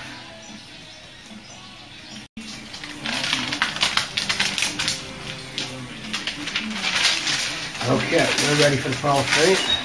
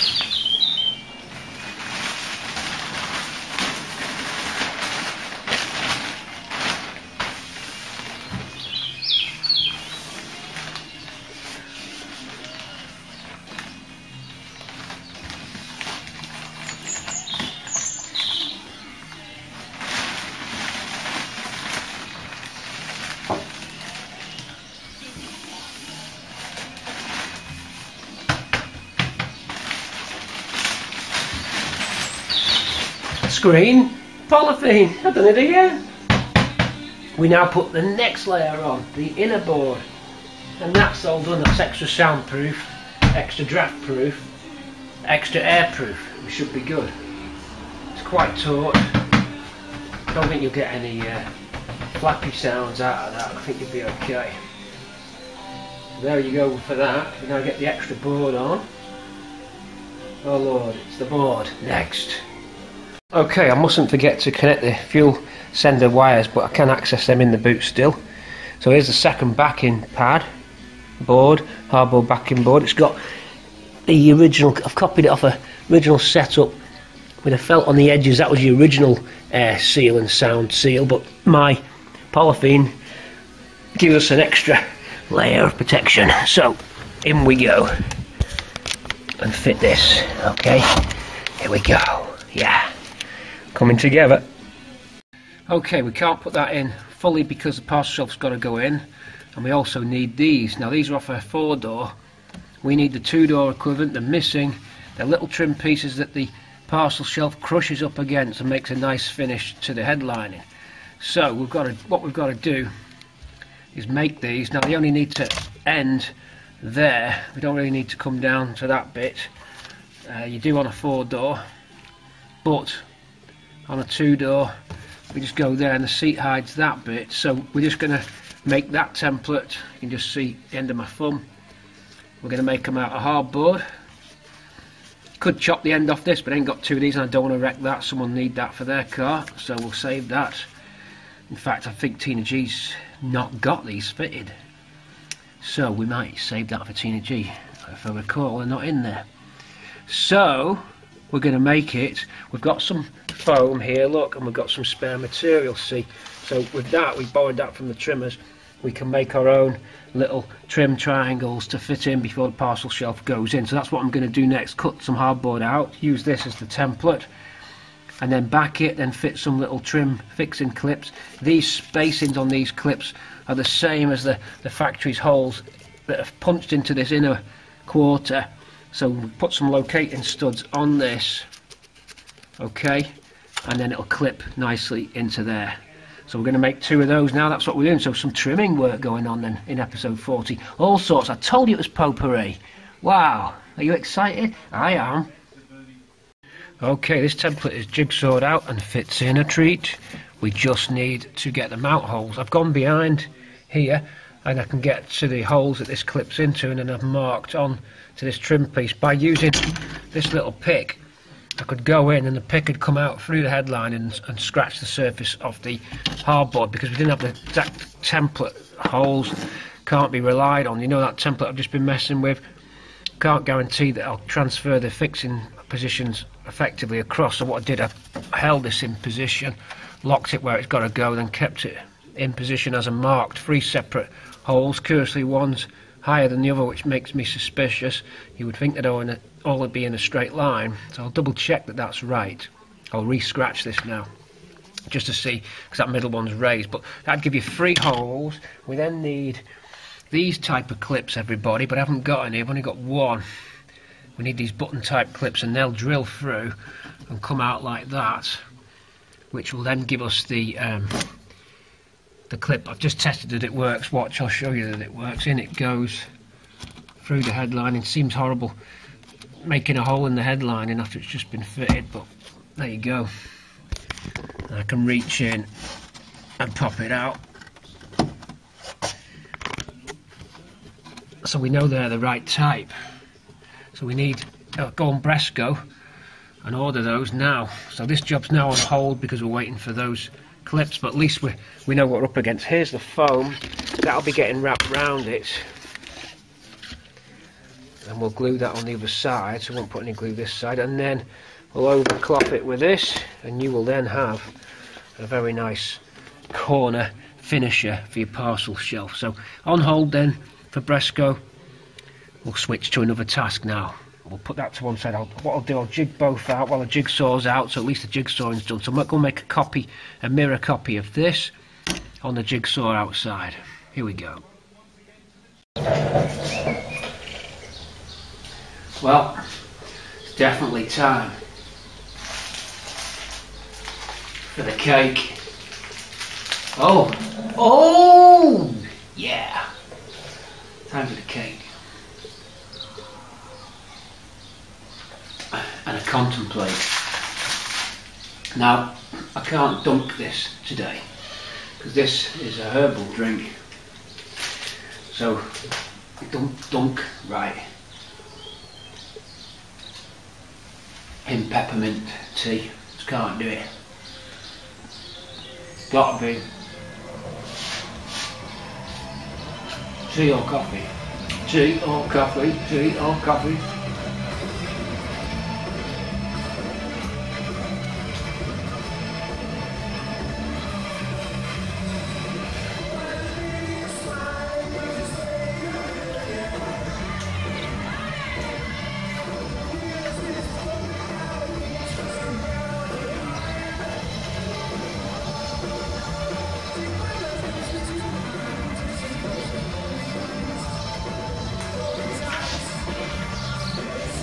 Right, sorry, I was daydreaming. Your valuable time spent watching me in a trance. No. I'm thinking about the engine. Just to the left of your screen, I think, it flips round.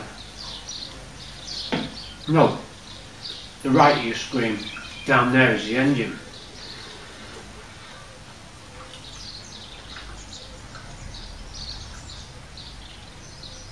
And I have a tape measure. We only need to lift it, the front of this car, 1 foot, and you're up. And that engine will go under. Once it goes under, I'll put the crane in over the bay, I hope.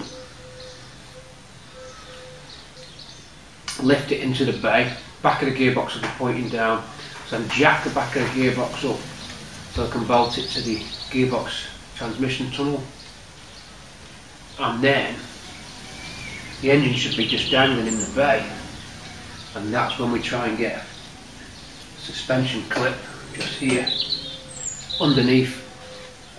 The only thing that's going to get me is the feet of the engine crane. I think we've discussed this in the Bramble ramble on 39.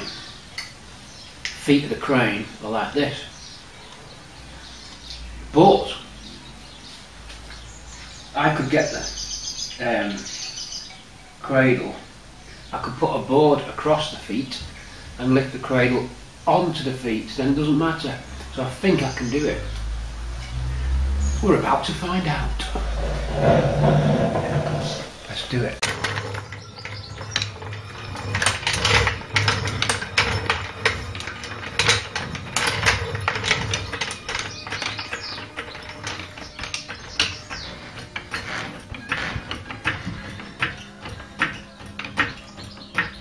We don't need to go up too much.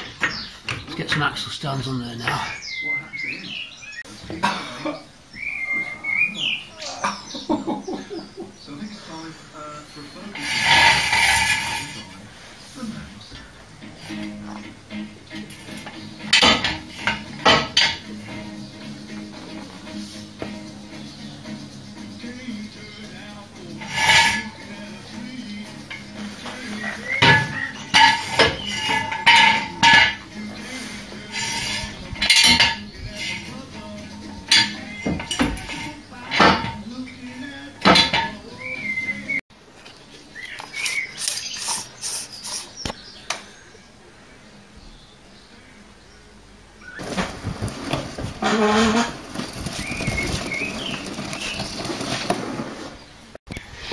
Okay, to the front. That's got the clearance, but we've got that bar in the way, so it's goodbye bar. See ya. Okay, starting at 20 past 1. Let's see how long this takes. Engine into Project Bramble. Episode 40 sees the marriage. What an historical day. We just need to bolt up the T-shifter. It needs 4 bolts on the T-shifter bracket, and you're good to go. What a day. Let's do it. Let's get on. It's Cortina City and do this. Keep typing away in your chat boxes now, please. Come on. Get your tie and blazer badge packs. You all got your fun packs, your Cortina City fun packs. You get a 13mm spanner, 10mm spanner, pack of party poppers, a root beer, Eccles cake, an oh yeah badge that just says oh yeah on it, exclamation mark. A blazer badge for your blazer, a tie combo pack, a biro pen with Cortina City logo on. Okay, and you get a faux orange air freshener in the deal. All got your fun packs. Oh, and a Dayglow nightstick torch. All got your fun packs. The engine's going in. This is Cortina City, slowly cracking up, keeping it crazy and keeping it real, because we're slowly cracking up. This is gonna shake like a baboon doused in itching powder. Let's go.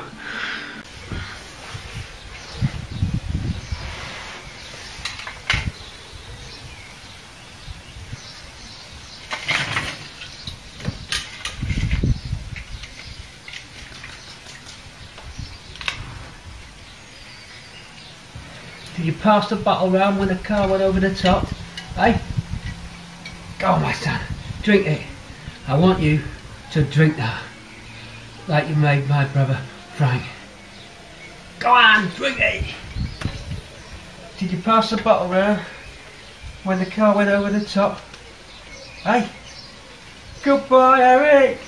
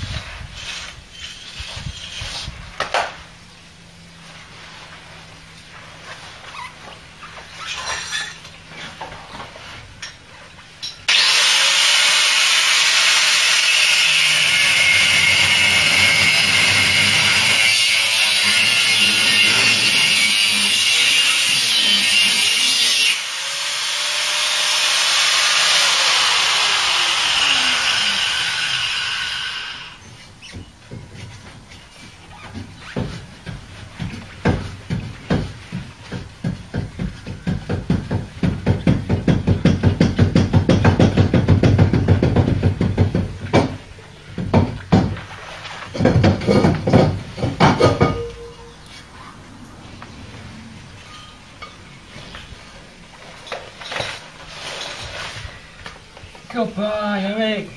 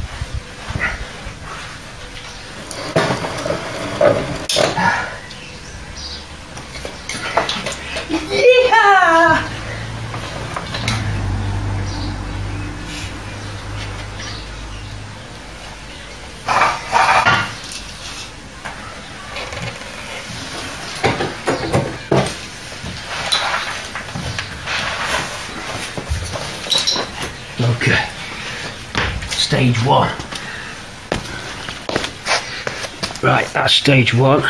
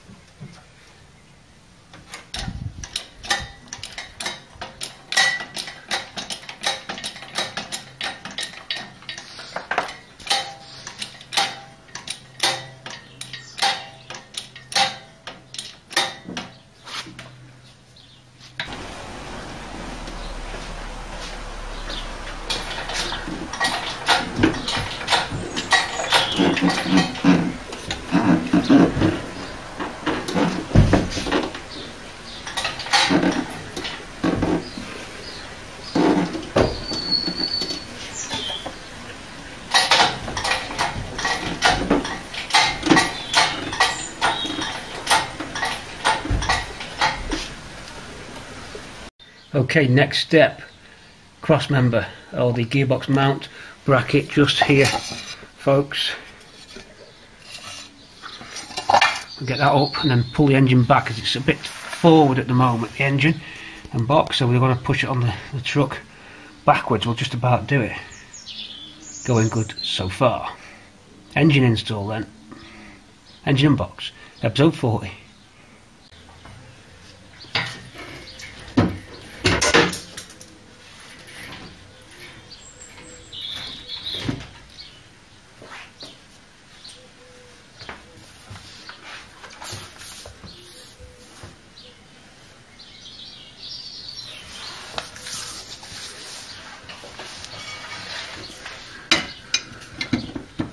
Oh, what a guess.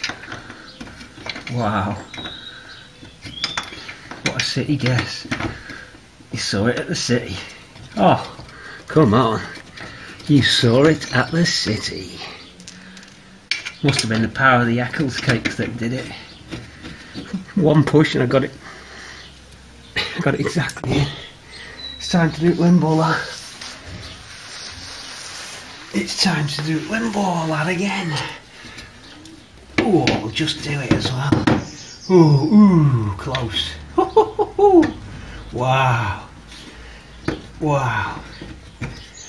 Closer and close. Closer and close. I've got to watch out for dripping gearbox oil. Because the speedo drive is not in properly. It's not supposed to be either. You achieve a level of safety. You achieve a level of safety once these are in.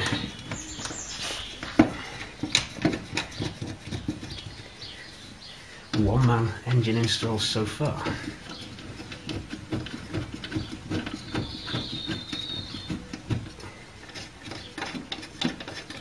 Preparation, preparation, preparation, preparation. City preparation. That's city preparation.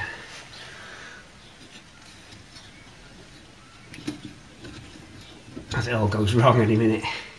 Right, next is to... What we're going to do next, folks? I'm ready to put the cradle in. Let's go. Wow, we're going fast.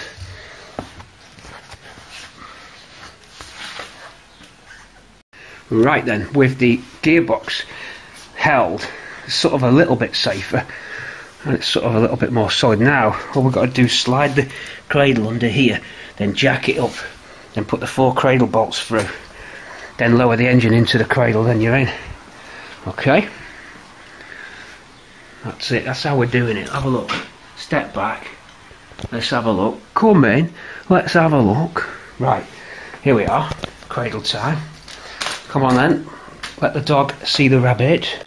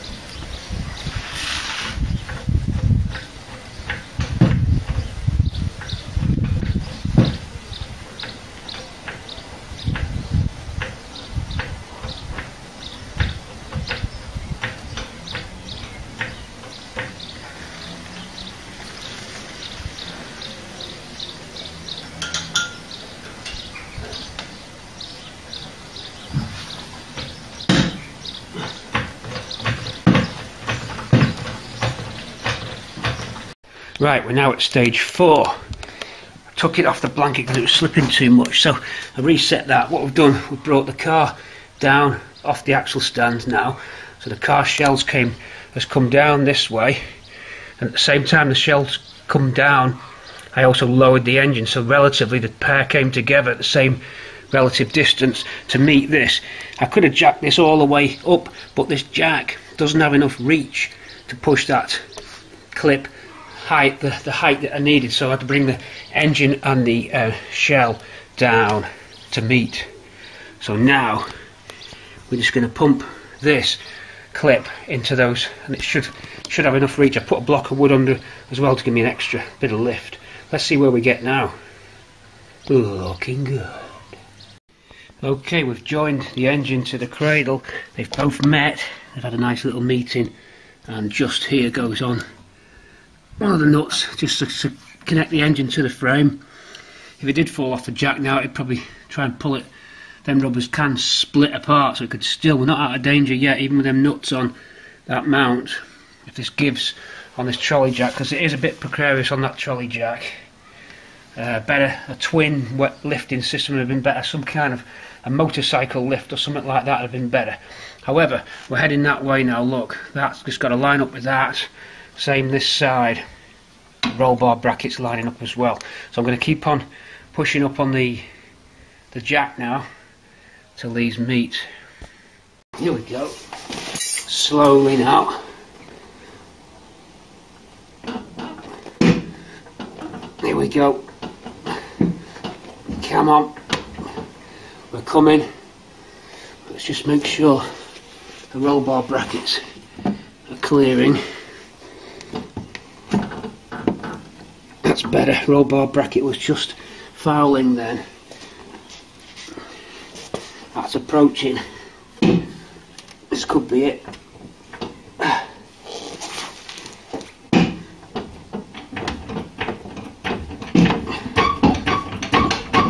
Let's have a look.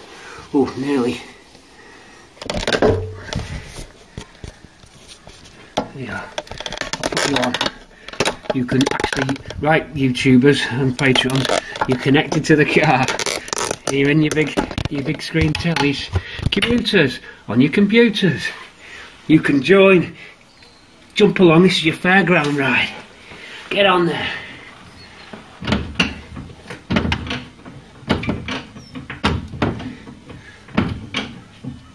Shout, tell me when it's lined up.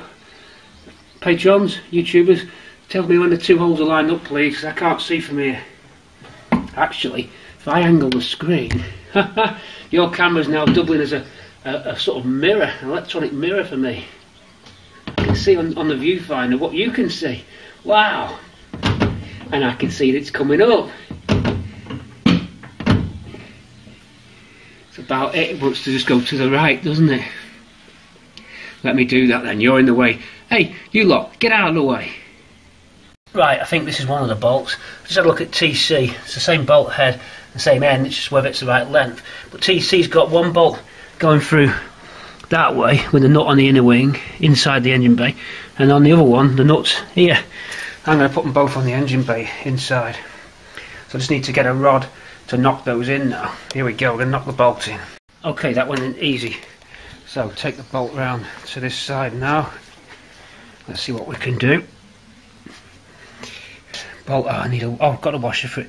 Right, so that's just landed exactly where it was. Remember, we set all these up when we welded the car, if you recall. I had the cradle in here, making sure that when this day arrived, that we'd be good to go. And we're good to go, because we've done it right, we've planned it how it should have been done. It's very hot today, by the way. I'm going to go and get some water in a minute. Put a little bit of lemon juice in it. I've been dehydrating myself and not drinking enough water and getting pains. So I'm chucking the water down, loads of it. Right, look, okay, we're going to strike that and we're good to go.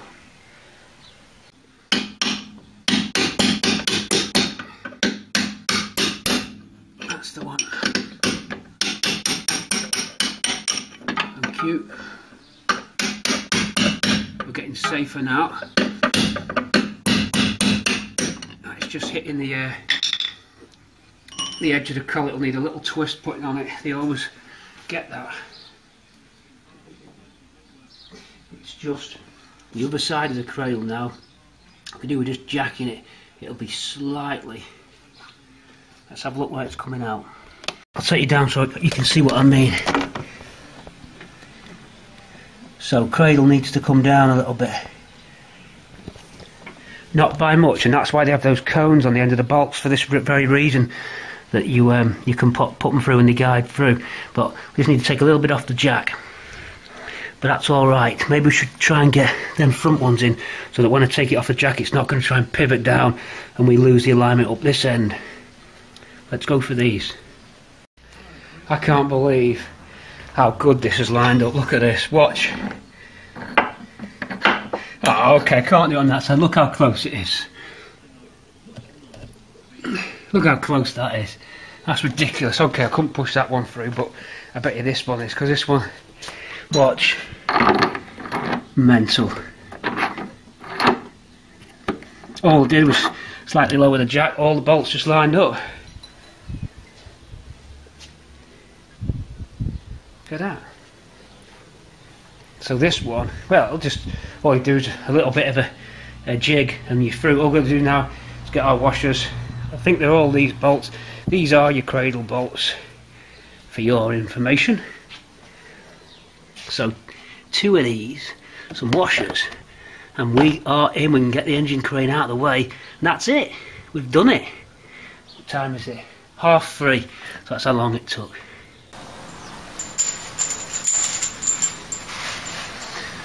Well, how about that? We're ready. 3:40.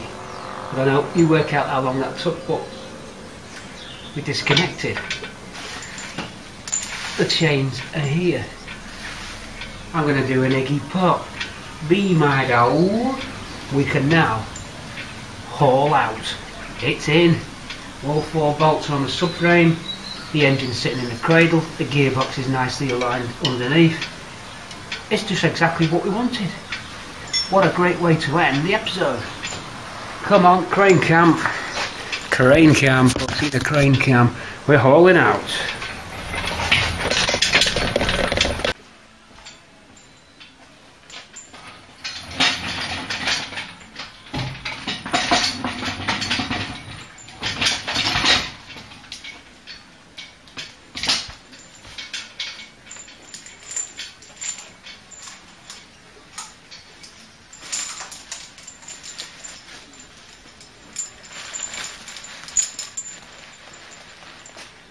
How about that?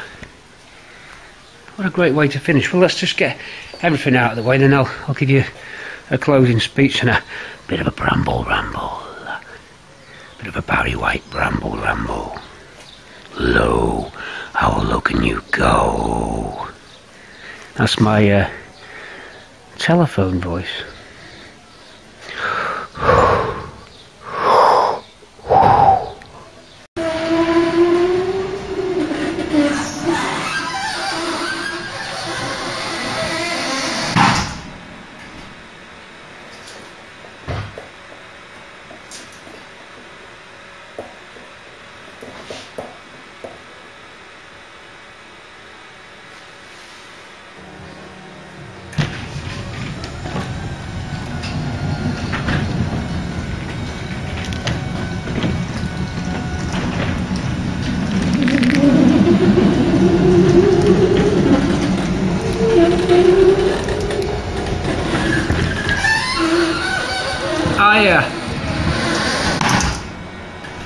Well, what a great way. Great way? I've done it again. What a great way to close the film. This is it. You was watching Project Bramble. This was episode 40 when the engine went in. You saw a little clip just then. The axle slid in there and everything's looking great. What do you reckon? Super engine or super engine? Well, you know, it was a great thing that happened. So the battery charger's just running. Let's turn that off while we have a chat. Okay, let's turn the radio down.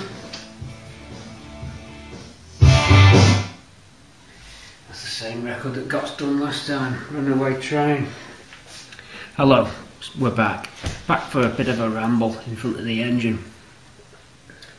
Well, the subframe went in okay, because we'd already welded it up with that in mind. That's, again, the forward planning worked. The gearbox just slotted straight in there. I was made up with that, really was. Just the way it is, all central. We'll go under before I close and have a look at that, because I'm starting to get tired. So we'll have a look underneath how it looks. There were no problems. The only thing that I suppose delayed me a little bit is the jack didn't quite have the height to push the clip up, so it involved dropping the car rather than taking the clip higher. So we dropped the car and the engine the same way. It's actually worked out better because I was able to get the engine into the engine mount slots easier that way, with it wobbling around. So, all in all, very good, very good, very good. We might have a longer chat in the washing machine in a minute. Washing machine? You saw it at the beginning of the clip. That washing machine. My washing machine television. Do you like it? So, how's the beers going, everyone? Should be about halfway through. I'm going to end up talking like, what's his name off that cartoon? Halfway through. Right. Let's go underneath. And then we'll join you in the washing machine chat, okay? But we did good today. How about that? What a great way to slowly start our wind down, because we like to bring you down. I don't even know. This is probably a 2-hour vid. It's probably it could be 2 hours 20 by the time I'm done with you lot. Okay. Yep, and underneath, perfect as well, because I nipped these bolts right the way up, but all sat central and good. Nothing as it's just perfectly lined up. A lot better than what I've ever done before. Just need to do the linkage. It's the gear linkage rod. Need to set that, get it calibrated in so that each click corresponds with each click. But that's a job for episode 41 when we get this thing running. We'll see you in episode 41. We'll see you in the washing machine now, washing machine television, for a quick chat. Wash cycle free, fast spin, non-coloured. See you in a bit. Pretty hard time for my dislike of Fords, which is amusing because I haven't actually got a dislike of Fords. There are just some Fords I don't really like all that much. One Ford I definitely do like is the MK3 Cortina, because to my mind I think this is one of the most stylish cars Ford ever made, and we're here at Pete C's Cortina City, and it really is with this pair. Some remarkable contrast going on. And a chance to see the lowly spec with the single headlamps, and the glamorous GXL with its sporty grille and quad lamps. And for my mind, these early Cortinas with the clear indicator lenses, just absolutely beautiful. And I mean, the shape is utterly fantastic. I love the way the hip line rises over the rear. I love the little row style wheels. I absolutely adore the rear lights. We got twin brake lights, upper and lower. As you can see, it's a lovely GXL. So you get this sporty trim across the back as well. You get the vinyl roof. You get the GXL sign. It's all good.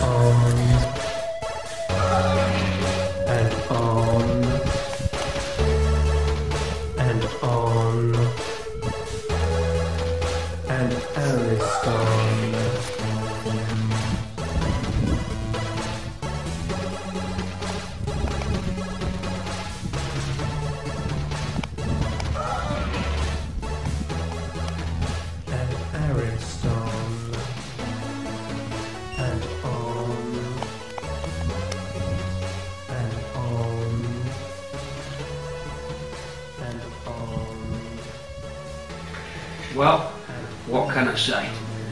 The engine went in, and you're back on Wash Cycle 3 with Cortina City. So we gently wind down. What a chat! I think we've hit the 2 hour mark there, 2 hours 5 or whatever. I'm guessing on that one, of course. So I'm relieved, very relieved to get the engine in. I'm very relieved to be inside the confines of the machine, and the next step is to start doing little bits of trim. It's to connect the loom into the engine. We'll try and just fire that up. We've got a gear selector rod to fit in episode 41, so we can get the T-shifter on the gears. What else have we got to do? Well, you know, there's loads of bits of chrome trim. The wheels need some tyres on them. There's a radiator to fit, there's a fan to fit, bonnet, wings. Of course, kitting out the doors will take a whole episode, so that's going to see 41, 42 around that time, 43 even maybe. 44 and 45 will all be road testing stuff, because it's inevitable the car is going to go. Unless the fuel stocks in the entire world run out, there's nothing to stop that engine firing up. And then we can start doing the road test. That's going to be good fun. It's been one hell of a trip. Hold on, let me grab the cat, because everyone likes to see Smokey. He's here, he's big, he's bad, but he ain't dangerous. Oh, he's a cuddle monster, this car. He's like a big cuddly toy. He really is. Aren't you, lad? So, a bit of Smokey to wind us down. We're all going to bed soon. It's Friday night. It's getting late. Where do we go from here, as Marillion said? On their Clutching at Straws album. Where do we go from here? Well, we just carry on going. That's what we do. And how do we get here? Of course, there's always a route to the market, and it started with getting that car out of the field in opposite the fire station, Tewkesbury area it was, all those years ago. We stripped the shell, we dipped the shell, all that welding got done. If you've not seen how bad the car was, flip back, but I'm sure most of you who are on today know exactly how bad it was. Screens went in then, of course. Did you like that? What's Fruit round window, they went in, and we were happy with that.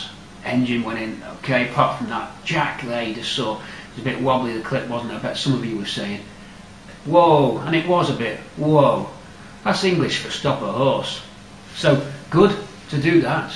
And this area in my hallway will be the setting for a live chat. I'm eventually going to work out how to do a live chat, so we'll get that done.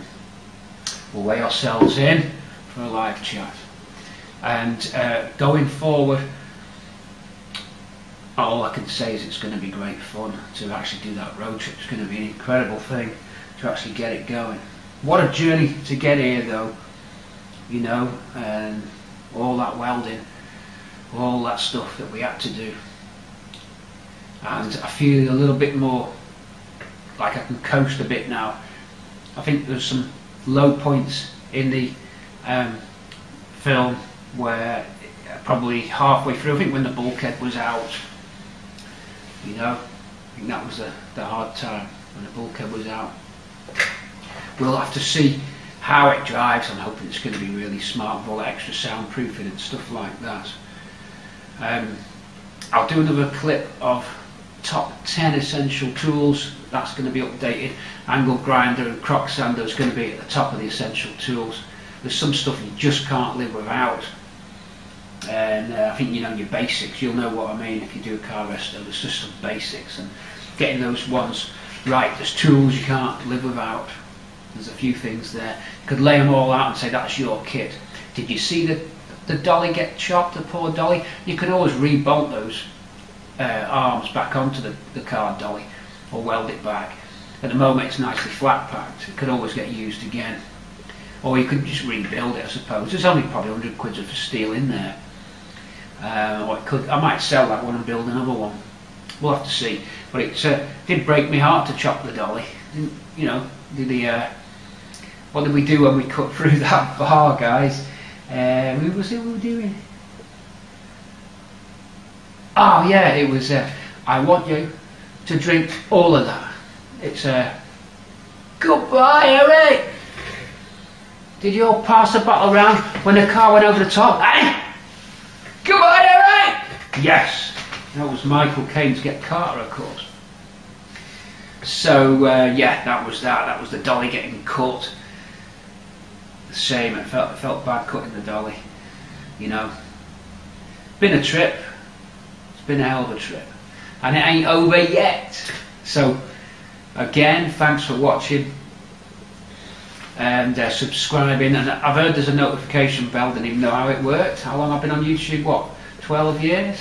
You press that and it tells you when you've uploaded something. Oh man, I still sore from where the crane hit me. Just about there. I got a sore elbow as well. So yeah, it's been funny. It's been funny. Good old trip. We're going to wind it down. I'm boring the hell out of me. Honestly. Yeah, exactly. Come on, let's call it a day for now. I'm sure that when something interesting comes up, I'm going to be able to do another ramble.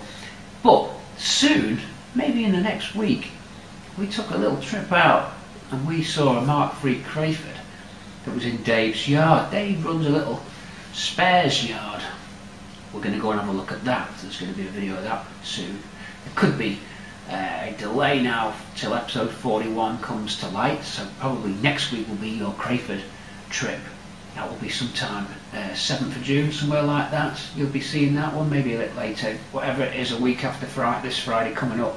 I think it's the 2nd today, Wednesday the Thursday before, I think 5th of June for your today, or now it's probably rolled into midnight, perhaps 8, 9, no, it'll still be just before midnight. The right side of midnight at Lost and Found. So it'll be Crayford video, not part 41. Part 41 will be in 2 weeks probably because of the way the footage has been filmed. I'm boring you. I'll be out of here. Wash cycle free, please. Hasta la vista, baby. See ya. And thanks for watching. Thanks for the support. Thanks for the comments. Don't forget, share it. Hassle some car magazines and get them to feature it because they don't listen to me. You want to think this car's worth featuring in a mag? You write to the mag and suggest me. That's your way you can help. If you're not on Patreon, you want to help, or buy a t-shirt. There is a PayPal donate button on the Cortina City banner. A little square if you want to chuck something in the pot. Because I'm now broke. Catch you soon. Over and out from Cortina City.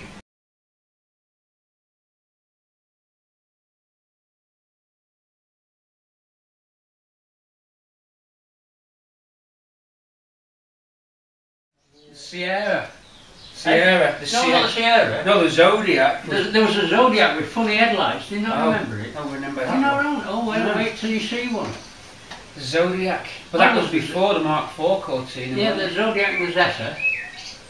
Zodiac 6 was it or something? No, the Zephyr 6. Zephyr 6. Zephyr 6 and Consul. Consul, Zephyr, Zephyr 6. He did a drop head. And then the Zodiac. Then Zodiac. And then the Zodiac. The Zodiac was a popped opposite version of the Zephyr, really. That's what it was. And then I can remember James Hall. You know James Hall, the Spark? Yeah.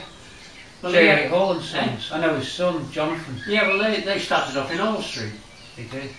And he had a drop head convertible. Nice. And he went abroad in it. And they cut the fucking roof open and finished all his stuff. I always remember that. He come back, he had a lovely drop head. Yeah. And they just fucking knifed it. And that put me right off fucking drop head. Yeah. Cloth tops don't appeal to me at all. I mean, I've got a BM with a sunshine roof, opening roof. That suits me. Well, they used to fit that with Restos to these, a big sunshine roof in the 70s and 80s. That was a big thing. Well, they were fitted separate, weren't they? They were. Yeah. Right, young man, okay. let you on. Yeah, Alan, all the best. Good luck on you, and see you soon. Take care. And you, thanks for your, Yeah, keep us in touch. thanks for your services.